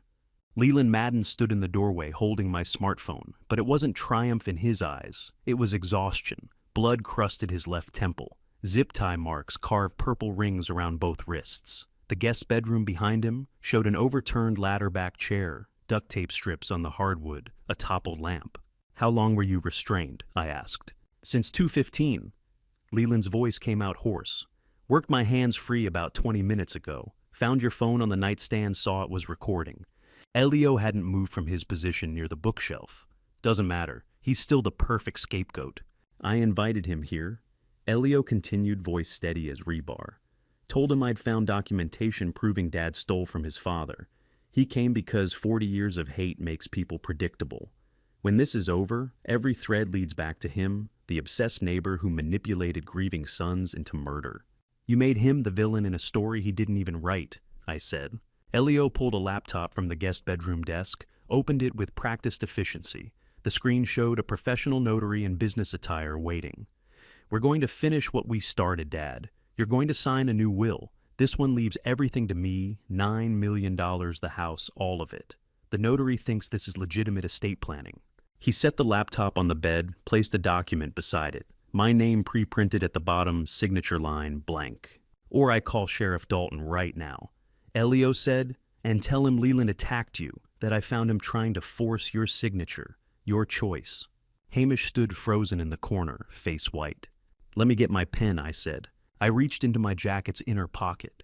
My fingers found the small cardboard box I'd carried from the office that morning, unconscious habit, the way engineers keep records close. How many times had I carried that box past my desk, sliding it into my pocket like I was saving a piece of history I might need engineering, taught me to keep records. Life taught me those records could become weapons. I withdrew the box instead of a pen.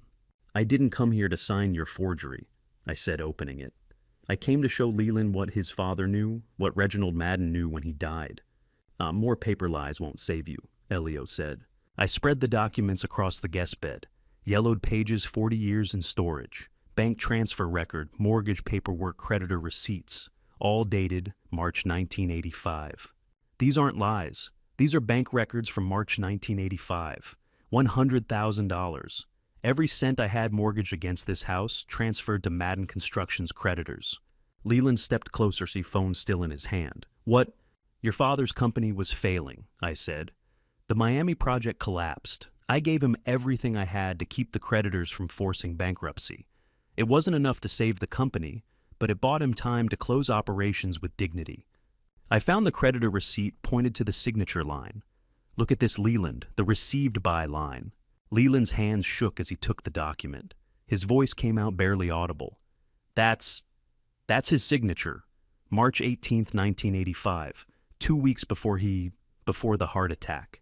The paper trembled between his fingers. Tears tracked through the dust on his cheeks. 40 years, Leland whispered. I spent 40 years believing you destroyed him. And he knew you tried. Watching Leland's face collapse felt like watching a building implode, all that rage supporting 40 years of structure. And when the foundation crumbled, everything came down at once.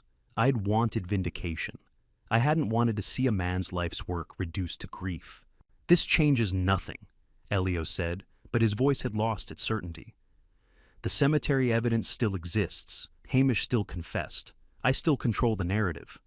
No. Hamish moved for the first time, pulling a pocket knife from his jeans. You don't. He knelt beside Leland, began sawing through the remaining zip tie fragments around his ankles. The plastic snapped with small pops. Elio backed toward the doorway, hand sliding into his pocket. When he pulled out his phone, I saw the screen was already lit. Put the phone down, Elio, I said. He turned it toward me. The screen showed a single contact, Sheriff Otis Dalton, but the call status read, Active 4723. Ice flooded my veins. You think I'm trapped? Elio's smile returned thin and professional. I've been performing for an audience, Dad. Every confession, every admission, all on record, all inadmissible because I never consented to recording. His finger hovered over the end call button. He looked at each of us, Leland with his freed ankles, Hamish with his pocket knife, me with my 40-year-old documents. You taught me to identify problems and engineer solutions, Elio said. I solved Martha, and I just solved you. His thumb moved toward the red button. Elio took 3 steps toward me before Hamish's voice cut through the room like a blade. The phone's not your only problem. Elio froze mid-stride. What? Every threat, every manipulation, every confession. I documented my consent in writing at month 3, renewed it quarterly. That recording is admissible. The color drained from Elio's face. You wouldn't. I'm your brother. You stopped being my brother when you made me bury evidence in a cemetery. Hamish's hands didn't shake. The pharmaceutical precision I'd seen him use measuring compounds had shifted to something harder: documentation, evidence, proof. A year of being told he was weak, predictable, a tool to be used. And he'd recorded every second. You're lying, Elio said, but his voice had lost its engineering certainty. Show me the consent documentation. Hamish swiped his phone screen. A scanned document appeared, notarized letter, dated February 2024. Hamish's signature declaring his intention to record all conversations with family members for personal safety. Renewed in May, August, November. Florida Statute 934.03, Hamish said. One-party consent with documented justification for personal protection. Every lawyer I consulted said it's admissible. Elio's calculated demeanor shattered like tempered glass under a sledgehammer. Give me that phone, now. He lunged forward, hand outstretched. I stepped into his path. "It's over, Elio." He shoved me backward. My shoulder hit the doorframe hard enough to send pain radiating down my arm. Leland shouted something. Hamish backed into the corner, phone clutched against his chest. "Nay, nothing's over until I say it's over." Elio snarled and the professional mask was completely gone. This was raw desperation, the engineer who'd optimized every variable suddenly facing a problem he couldn't solve. He advanced again. Not toward Hamish now, toward me. I saw the calculation in his eyes, the same methodology he'd used planning Martha's murder. Identify the problem, Vernon blocking access. Assess resources, superior strength, desperation. Optimize timeline, eliminate obstacle now. Execute. His fist came up.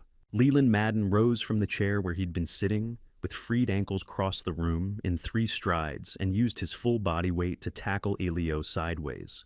They crashed into the hallway with enough force to rattle picture frames. The guest bedroom lamp shattered. Leland's voice came out hoarse but steady. 40 years of hating the wrong man. I'm not watching you hurt another. Get off me! Elio writhed beneath him, elbow catching Leland's jaw. Leland don't, I started, but they were already grappling. Watching Elio's control shatter was like watching a dam fail everything he'd held back for months, flooding out in 3 seconds of violence.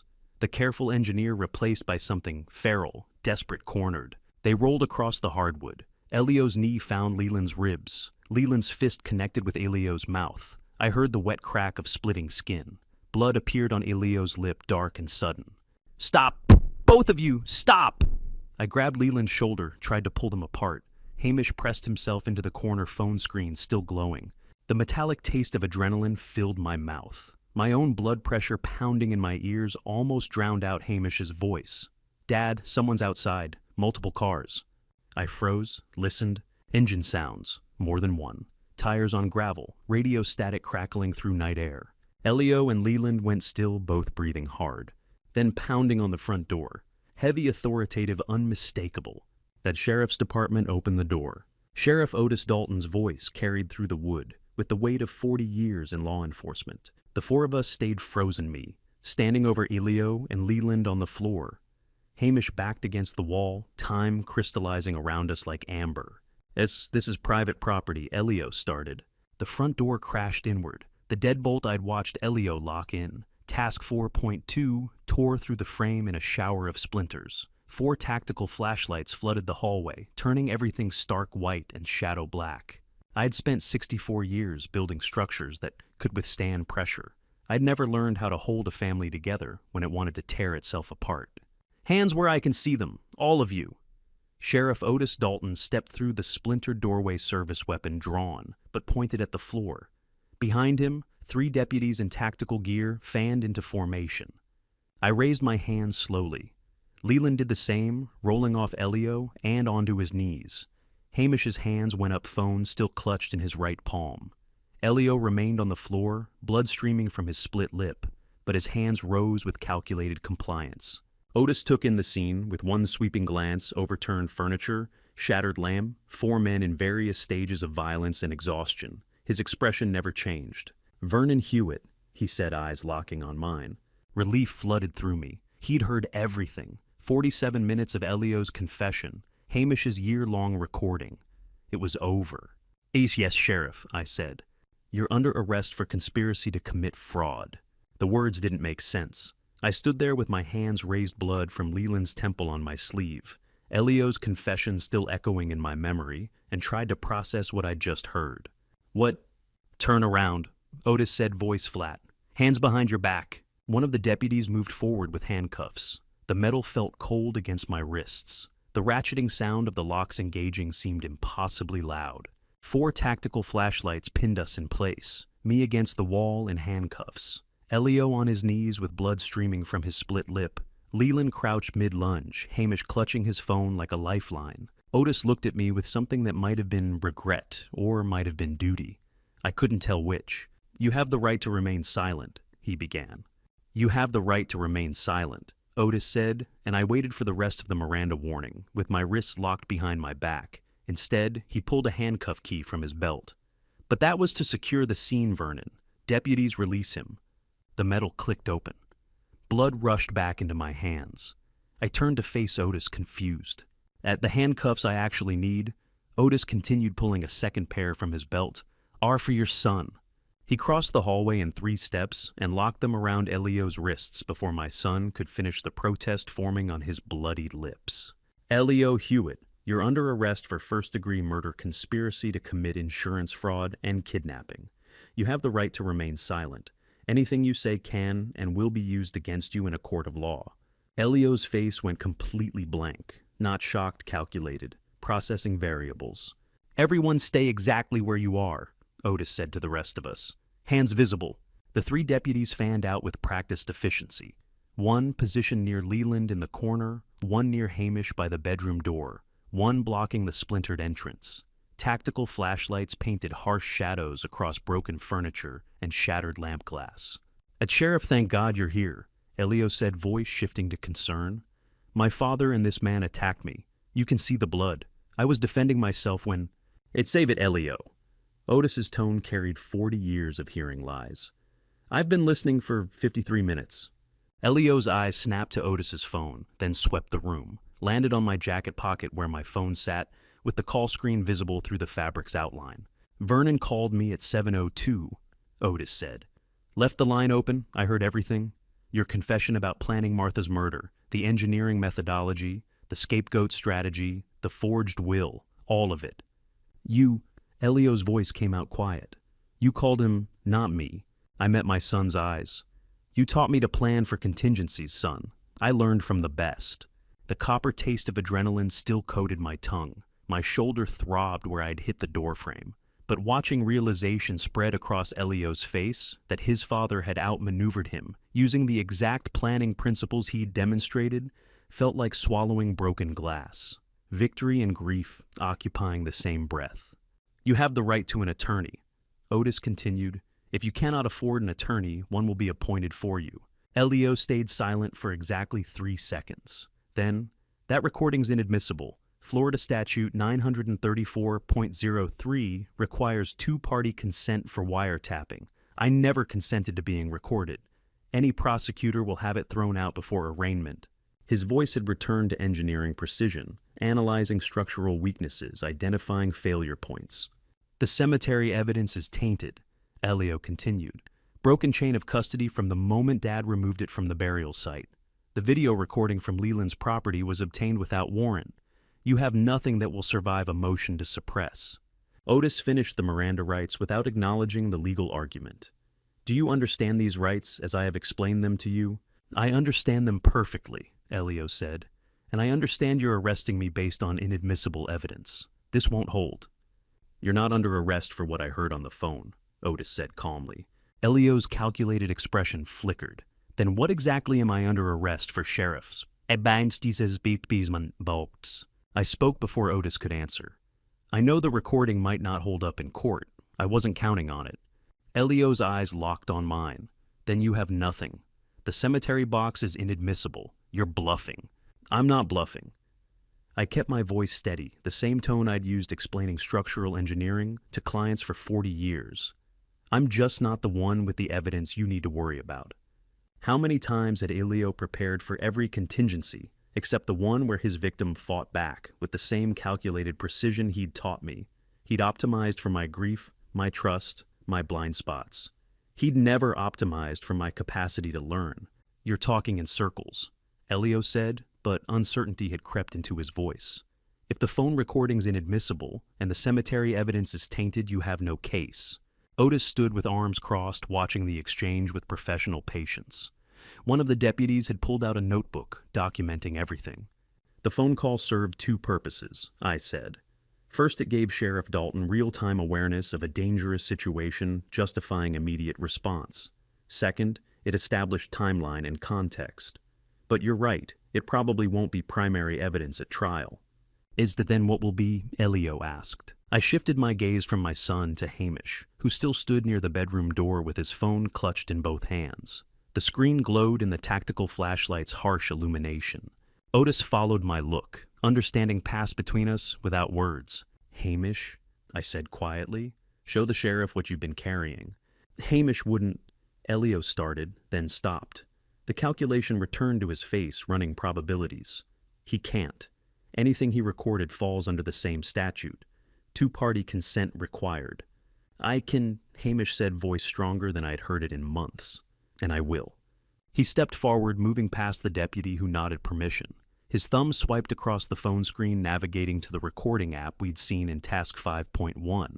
The display showed 367 days of audio files in chronological order, each one labeled with date, time, and location. March 2024 through November 2024. Every conversation, every threat, every manipulation preserved in digital format. Elio read the file names from across the hallway. I watched color drain from his face as he processed what he was seeing. March 15th, 2024, Kitchen 1847. March 22nd, 2024, Pharmacy Office 1423. April 3rd, 2024, Cemetery 2314. Hundreds of files, thousands of hours, a complete documentary record of his own confession, manipulation, and conspiracy. You can't, Elio whispered, but his voice carried no conviction, only recognition that the game had shifted beyond his control. Hamish's thumb hovered over the screen, ready to play the first file for Sheriff Otis. Hamish took 3 steps toward Sheriff Otis and said the words that ended my son's carefully constructed empire. I have written consent documentation for every recording. Elio's eyes narrowed. You're lying. I documented consent in writing, Hamish said, while voice steady. Initial agreement. March 2024, renewed quarterly with your signature. March 12th, June 15th, September 8th, November 7th. I never signed anything authorizing you to record me, Elio said. Hamish met his brother's gaze without flinching. You signed a privacy waiver for family therapy sessions. I labeled it differently. You never read past the header. The silence stretched for 3 seconds. I watched Elio's face as he processed what Hamish had just said, the realization spreading like cracks through ice. Family therapy. Elio repeated slowly. The grief counseling forms you sent me after Martha died. Page 4, Section 3, Hamish said. Consent to record all family interactions for therapeutic documentation purposes. Your signature's right there below the paragraph you skipped. Elio's jaw clenched. The engineering precision that had served him so well had failed at the most basic level. He'd trusted a document without verification, the same mistake he'd counted on Hamish making with his fake emails about Leland. Hamish walked forward past Elio without making eye contact and placed his phone in Sheriff Otis's outstretched hand. The physical act of crossing that invisible line from accomplice to witness seemed to drain tension from his shoulders. He stood straighter. 367 days, Hamish said. Everything's time-stamped and geotagged. Location services tracked every conversation to specific addresses. Otis took the phone expression neutral. You understand this makes you a witness in a criminal investigation. I understand, Hamish said. I'm ready to testify. The deputy with the notebook moved closer, documenting the evidence transfer. Otis navigated to a cloud storage folder, began scrolling through scanned documents.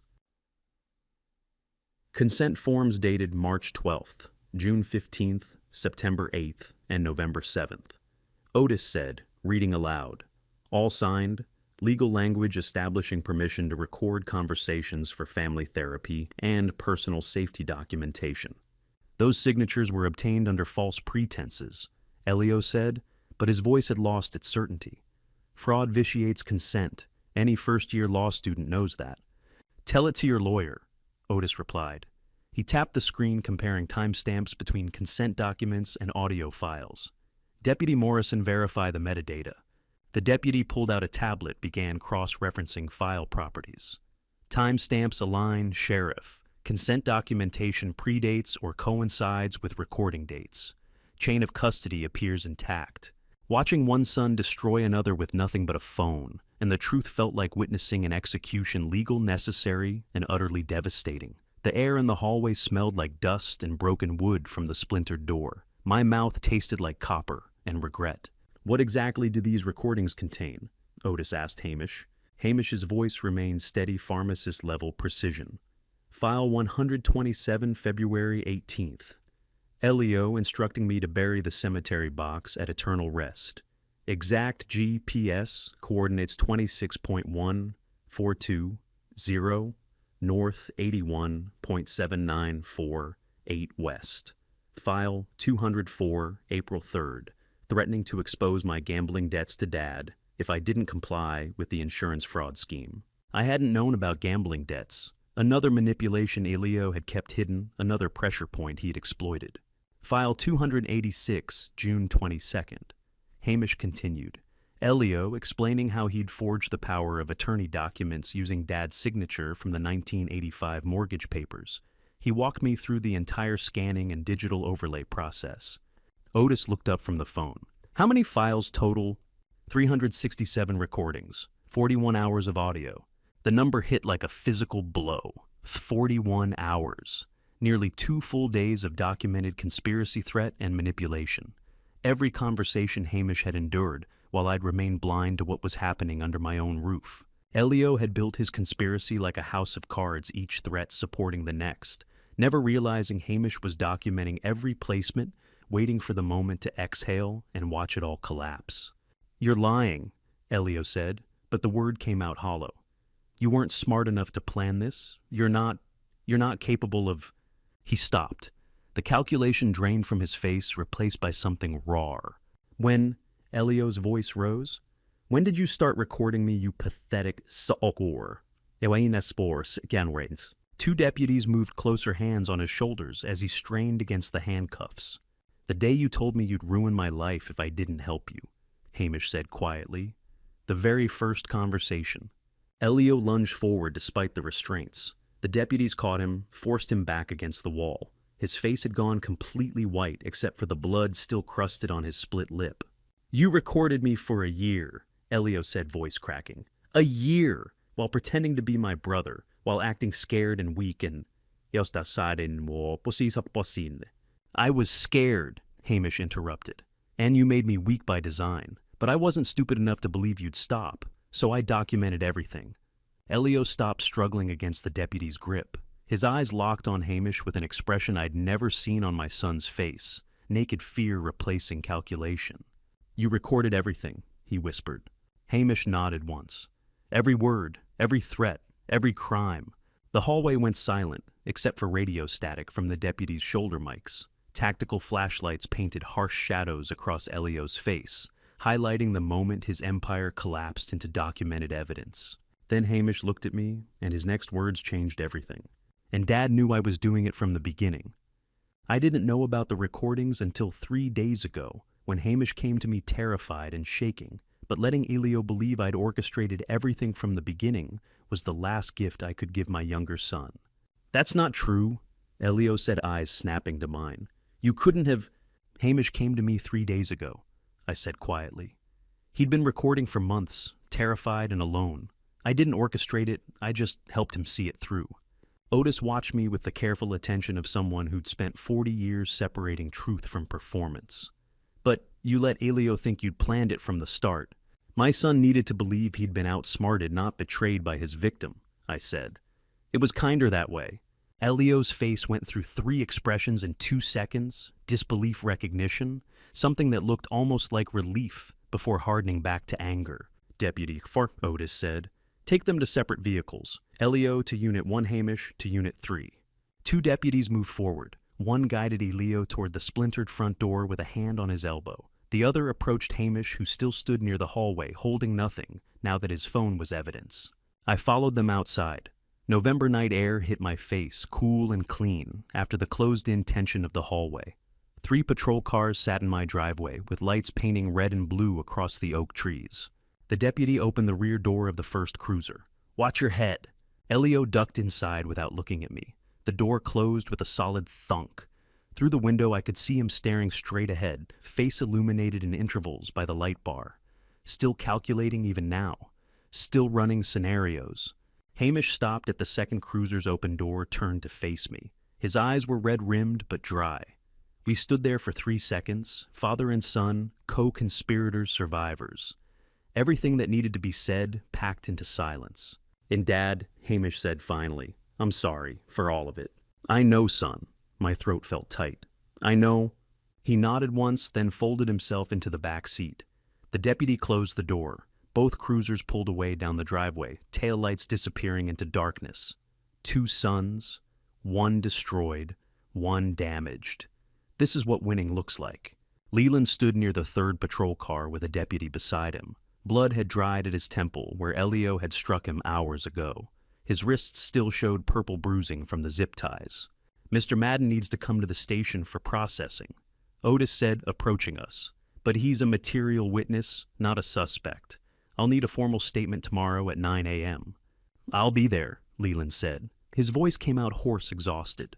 "Vernon vouches for you," Otis continued. "And the evidence shows you were manipulated. You're free to go after we document your injuries and get your statement on record." Leland turned to me. In the patrol car's lights, his face looked a decade older than his 65 years. 40 years I blamed you. My father knew the truth, and I never asked." "We both carried the wrong story," I said. "At least now we know." He extended his hand. I shook at his grip firm despite the bruised wrists. 40 years of hate ending in a driveway handshake. Not forgiveness yet, just acknowledgement that we'd both been wrong. The third patrol car pulled away with Leland in the passenger seat. Otis stood beside me as the taillights faded. "You should get some rest," he said.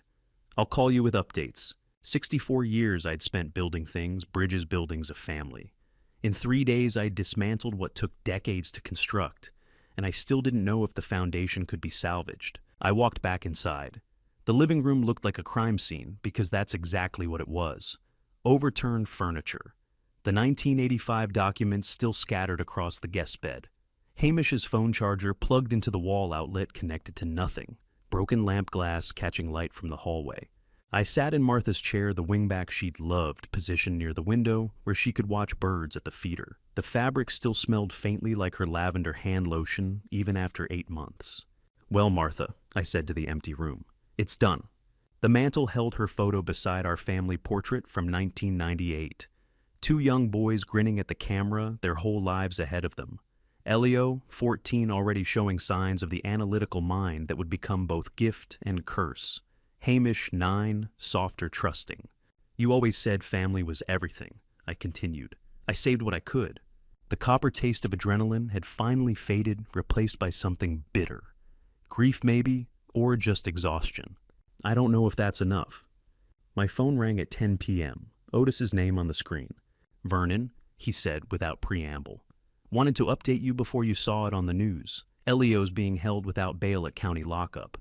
DA's charging conspiracy to commit fraud, extortion, coercion, witness tampering, and they're reviewing the murder charge pending toxicology confirmation." I closed my eyes. What about Hamish? His cooperation and the duress evidence work in his favor. State attorney sees him as a victim who was coerced. He'll likely face probation, community service, maybe supervised release. He was a victim first. When does a father's protection become manipulation? When does justice become revenge? I'd defended my home and my honor, but at what cost to the sons I'd raised? "One more thing," Otis said. "The insurance company froze your claim pending the investigation. Standard procedure in fraud cases. Could take 6 months to a year to resolve. The financial security I'd fought for still uncertain. The battle not fully over." "I understand," I said. "Get some sleep, Vernon. Tomorrow starts the long part."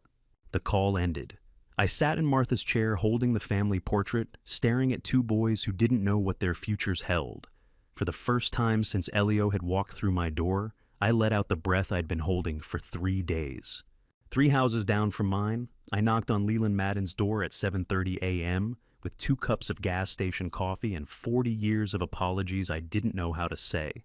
The morning after the arrests, I'd woken at 5 to an empty house that smelled like broken lamp oil and the ghost of Martha's lavender lotion. The 1985 documents were still scattered across the guest bedroom floor. I'd cleaned for an hour, then stopped when I realized I was just moving debris from one room to another.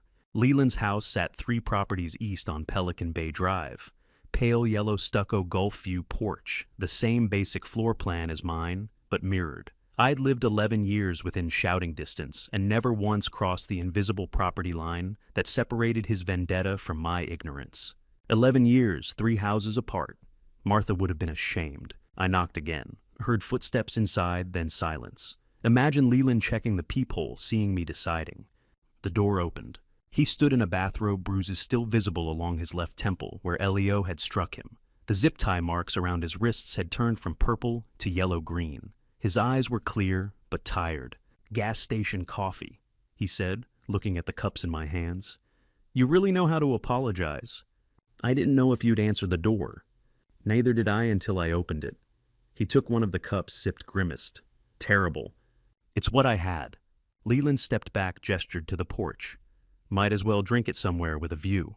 We sat in wicker chairs overlooking the Gulf. November morning light painted the water gold and silver. A cleanup crew worked down the beach where storm debris had piled against the seawall. The coffee tasted like burnt plastic and regret, but I drank it anyway because walking away felt worse. He saved my life 2 nights ago. I thought watching him stare at the horizon. The least I owe him is terrible coffee and the truth. 40 years I blamed you, Leland said after a long silence. My father knew you tried to save him, and I never asked why he stopped talking about it. The mortgage documents, I said, his signature on the creditor receipt, March 18th, 1985. Leland's voice stayed flat factual. 2 weeks before the heart attack. He knew you'd given him everything, and he never told me. Maybe he was ashamed, I offered. Pride makes men do stupid things, keep stupid secrets. Like living 11 years as neighbors without knocking on a door. I looked at him. His face had no accusation in it, just observation. Yeah, I said, like that. Pride's expensive. Cheaper than revenge. Leland took another sip of terrible coffee. That cost me 4 decades. We sat in silence while the Gulf rolled in and out, constant as mathematics. A pelican dove offshore, came up empty, tried again. Persistence without strategy, the opposite of engineering, the opposite of everything I'd taught my sons. Reconciliation tastes like gas station coffee, bitter, lukewarm. Nothing you'd choose if better options existed, but somehow exactly what the moment requires. Sheriff Otis called me yesterday, Leland said. Wanted to verify some timeline details. Told me Elio approached me 18 months ago deliberately. Every conversation we had about your betrayal of my father, Elio, was building a case. He needed a scapegoat, I said. Someone with motive and grudge. You were perfect. I made it easy. 40 years of hate sitting right there ready to weaponize. Leland set his coffee cup on the porch railing. Your son saw me coming from a mile away. He saw everyone coming. That was his gift. And his curse. We finished the coffee as the sun climbed higher. When Leland walked me to his door, he extended his hand again. I shook it. 9 a.m. tomorrow, he said. I'm giving my statement at the sheriff's office. If you need me to testify about the 1985 documents, I will. Thank you. Don't thank me. I'm just telling the truth 40 years too late. I walked back to my house feeling lighter and heavier at the same time. The mathematical impossibility of grief. 6 days later, I sat across a polished conference table from Roland Ashford, my family attorney for 20 years. His office overlooked downtown Naples' 12th floor, floor-to-ceiling windows, the kind of space that charge by the square foot, and passed the cost to clients who could afford certainty. Roland Ashford had the weary patience of a man who'd guided 3 generations through estate planning, and now found himself navigating criminal defense. 62, silver hair, reading glasses on a chain around his neck. He'd drafted Martha's will, witnessed our power of attorney documents, sent us anniversary cards every February. Now he sat with a stack of legal filings 6 inches high. The DA's office confirmed all charges against Elio. Will proceed to trial, Roland said, reading from a summary sheet. Evidence is overwhelming. Hamish's recordings, your documentation, Sheriff Dalton's testimony, the cemetery box, contents.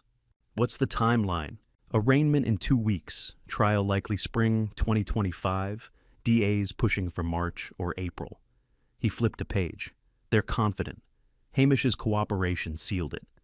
What did Hamish get? Roland pulled a separate document. Conditional suspended sentence. 2 years probation, 500 hours community service, mandatory counseling. If he complies, no jail time. The duress evidence and victim status helped. Justice, I learned, is mostly paperwork and waiting forms. Filed hearings, scheduled outcomes, delivered in sterile conference rooms by attorneys who bill in 6-minute increments. Yes, Leland Madden's been cleared completely. Roland continued. Manipulated victim, no charges. And Elio's looking at 8 to 15 years based on the charges. Conspiracy, fraud, extortion, coercion. If they add the murder charge, they will, I said. Then 20 to life. Florida doesn't play with premeditated murder. I nodded. The words felt abstract. my son, 20 years, life, and the insurance claim I asked though I already knew. Denied. Roland slid a letter across the table. Official letterhead, legal language, final decision. The fraudulent filing and underlying criminal conspiracy void the policy. I'm sorry, Vernon, that money's gone. I picked up the denial letter, read it once, set it down. $4.2 million. Martha's future, the legacy I'd planned, gone. $9 million estate minus the lost insurance equals $4.8 million remaining. Enough to live on. Not enough to leave the legacy I'd planned. Martha's jewelry would never be recovered. Elio would never inherit anything.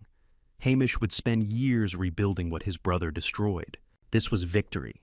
The detention center waiting room smelled like industrial cleaner and broken families, 20 plastic chairs bolted to linoleum, a buzzer system that reduced human connection to 15-minute increments, and me with no idea what to say to the son who'd saved me by betraying his brother. 3 weeks since the arrests, 21 days of sleeping through the night for the first time since Martha died. The insurance denial sat in my jacket pocket, folded into thirds, a $4.2 million reminder that justice and restitution weren't the same thing. I'd driven past the detention center twice before parking, circled the block, asking myself questions I couldn't answer. Do I thank him for the evidence or ask why he waited a year to come to me? Do I hold him accountable for silence or acknowledge he was manipulated? First victim, second. He was terrified, controlled, weaponized against his own family, but he still chose silence until he had no other choice. The buzzer sounded. Hewitt Vernon, room 3. A guard in Navy uniform escorted me down a corridor painted institutional beige. Fluorescent lights hummed overhead. My footsteps echoed on polished concrete. The air tasted metallic, recycled through vents that serviced 100 cells. Room 3 had plexiglass partition phones on either side, a metal stool bolted to the floor. Hamish sat on the other side, wearing orange jumpsuit 2 sizes too large. He looked tired, but unburdened 40 pounds of secrets lifted, leaving him lighter and smaller at the same time. We made eye contact, held it, looked away. I picked up the phone on my side. He mirrored the action. The receiver smelled like disinfectant and 1,000 desperate conversations. Silence stretched for 10 seconds. You look terrible, I said. You look older. 3 weeks of sleeping again will do that. Turns out rest shows every year you've lived. Hamish almost smiled. Almost. They're treating me okay. Probation officer says I'll likely be released to house arrest next week pending trial. Roland told me. Conditional release monitoring bracelet weekly check-ins. Better than I deserve. I didn't argue with him. We sat with that truth between us like the plexiglass transparent necessary separating. I keep thinking about February, Hamish said after a long pause. February 18th. That's when I should have called you. Elio came to my apartment after work, sat at my kitchen table, and said Mom's jewelry was the solution. I knew something was wrong. Why didn't you come to me then? Hamish's hand tightened around the phone. Because I owed $78,000 to people who don't accept payment plans, and Elio knew it. He'd known for months. Helped me hide it from you paid off. Some of it made himself my lifeline before I realized he was building leverage. Gambling debts. Another manipulation I'd never seen. He owned my shame before I realized he was weaponizing it, Hamish continued. By the time he said Mom's name and solution in the same sentence, I was already trapped. So I started recording instead of asking for help. How do you forgive someone for choosing fear over trust when fear had been weaponized against them? How do you hold your child accountable while acknowledging they were a victim first? You're right, I said. February, you should have come to me the moment he threatened you. You should have trusted me over your fear. Hamish's eyes went wet, but no tears fell. I know. You didn't. That choice cost us both. Cost your mother justice for 9 months. Cost me sleep and sanity and the ability to protect you when you needed it. I know, Hamish repeated. I'm not asking you to forgive me. Good. I shifted the phone to my other ear. Because I'm not ready to. Maybe I won't ever be completely, but you're here now, being honest, facing consequences. That matters. We start there. Hamish nodded, wiped his eyes with his free hand. Where do we go from there? I don't know yet. One conversation at a time. One honest thing after another until we figure out what's left. The guard tapped his watch. 15 minutes elapsed. Connection time over. I'll come back next week, I said. You don't have to. I know, I will anyway. We hung up the phone simultaneously. Hamish stood, nodded once, let the guard escort him back through the secured door. I watched until he disappeared, then walked back through the beige corridor to my car. At home, I spent an hour tidying the living room. The scratch marks on the hallway wall where Elio struggled stayed. Paint touch-up could wait. The broken lamp sat in pieces in the garage. Hamish's bedroom door stood open like a question I couldn't answer yet. I gathered the 1985 Crawford Madden files from the dining table where Roland had returned them after evidence copying. 40-year-old paper edges yellowed Martha's careful filing labels, still legible. Madden loan, March 1985, important. The storage room sat off the kitchen 10 by 12 feet of labeled boxes and wooden filing chests. Martha's organizational system, everything dated, everything preserved, everything in its place. I'd teased her about it for decades, called her the archive queen. Never understood why she needed to keep every receipt, every document, every proof of transaction. I opened her wooden chest, the one she'd used for 40 years, cedar-lined brass hinges she'd oiled annually. The 1985 files had lived here until I'd retrieved them unconsciously on November 15th. I slid them back into their designated slots, secured the latch. Sitting on the storage room floor where Martha used to organize decades of paperwork, I understood that love sometimes looks like obsessive filing systems and labeled boxes, unglamorous preservation that outlives the person who loved you. You kept these for 40 years, I said to the quiet room. Not because you knew I'd need them, but because preserving truth was your way of loving me. My voice echoed off storage boxes labeled in her handwriting, tax returns, 1985 to 1990, medical records, Vernon, home improvements, receipts. I never understood why you labeled everything dated. Everything kept every receipt. Now I do. The cedar chest smelled like her closet still did lavender and thyme. You saved me from the grave, Martha. Your habits became my defense. I closed the chest and locked it. The sun was setting over the gulf, painting the kitchen windows gold and orange. The house still carried scars from November 15th, but for the first time in 3 weeks I thought about tomorrow instead of yesterday. The sentencing was read on a Tuesday in March, 11 minutes after the judge called the courtroom to order. I know the exact duration because I counted from the hallway, hand-pressed flat against the plaster wall outside courtroom 3B, watching the second hand on the clock above the water fountain, while my son's future was decided 8 feet away behind soundproof glass. 8 to 12 years. Conspiracy, extortion, and second-degree murder. The prosecutor had accepted a plea arrangement that removed the premeditation argument in exchange for a guaranteed conviction. Roland had explained the logic a certain 8 years serves justice better than a gambled acquittal. I had agreed without enthusiasm, the way you agree to amputation because the alternative is worse. I didn't go inside. That was deliberate. Some forms of witnessing do more damage than they prevent, and I'd already seen enough of my son's face in the months since November to last whatever years I had remaining. Let the record show I was present in the building. That was sufficient. I drove home along the coast, with both windows down, no radio. Nothing between me and the Gulf air moving inland off the water. The car smelled like the pine air freshener Martha had clipped to the vent in 2021, and I'd never removed. By now it held no scent at all, just the shape of her habit preserved past its usefulness. I thought about useful things. Hamish's probation hearing was scheduled for the following Thursday. Leland had agreed to testify as a character witness, which struck me as extraordinary. The man who'd spent 40 years cultivating a grudge, now speaking on behalf of the family he'd once planned to destroy. Life rarely produces symmetry that clean without some cost attached. I hadn't identified the cost yet. I assumed it would surface. The house on Pelican Bay Drive looked exactly as I'd left it 3 hours earlier. The mockingbird was working the hedge again. Mrs. Torres had left something on the porch, a covered dish, a note tucked under the rim. I carried it inside without reading either. Martha's chair sat in its corner by the window. The bird feeder she'd hung from the live oak out front still had seed in it. I'd refilled it the previous Sunday without thinking the same way. I answered Hamish's calls on Sunday afternoons and drank coffee with Leland on weekday mornings. Habits don't wait for grief to finish before they reassemble themselves. I sat in her chair until the sun moved off the water and the light in the room shifted from gold to ordinary. 8 years minimum, one son rebuilding under supervision, one neighbor becoming something I didn't yet have a word for, one empty chair that still held its shape. I'd built 40 years of structures designed to outlast the people who used them. I was only beginning to understand that some things you build are meant to outlast you instead. And to you listening to my story, remember this: the people we trust most can hurt us deepest. But that doesn't mean we stop trusting. It means we learn to trust wisely. Looking back, I wish I'd paid closer attention. Elio's questions about estate planning, Hamish's sudden distance, Martha's symptoms that didn't add up.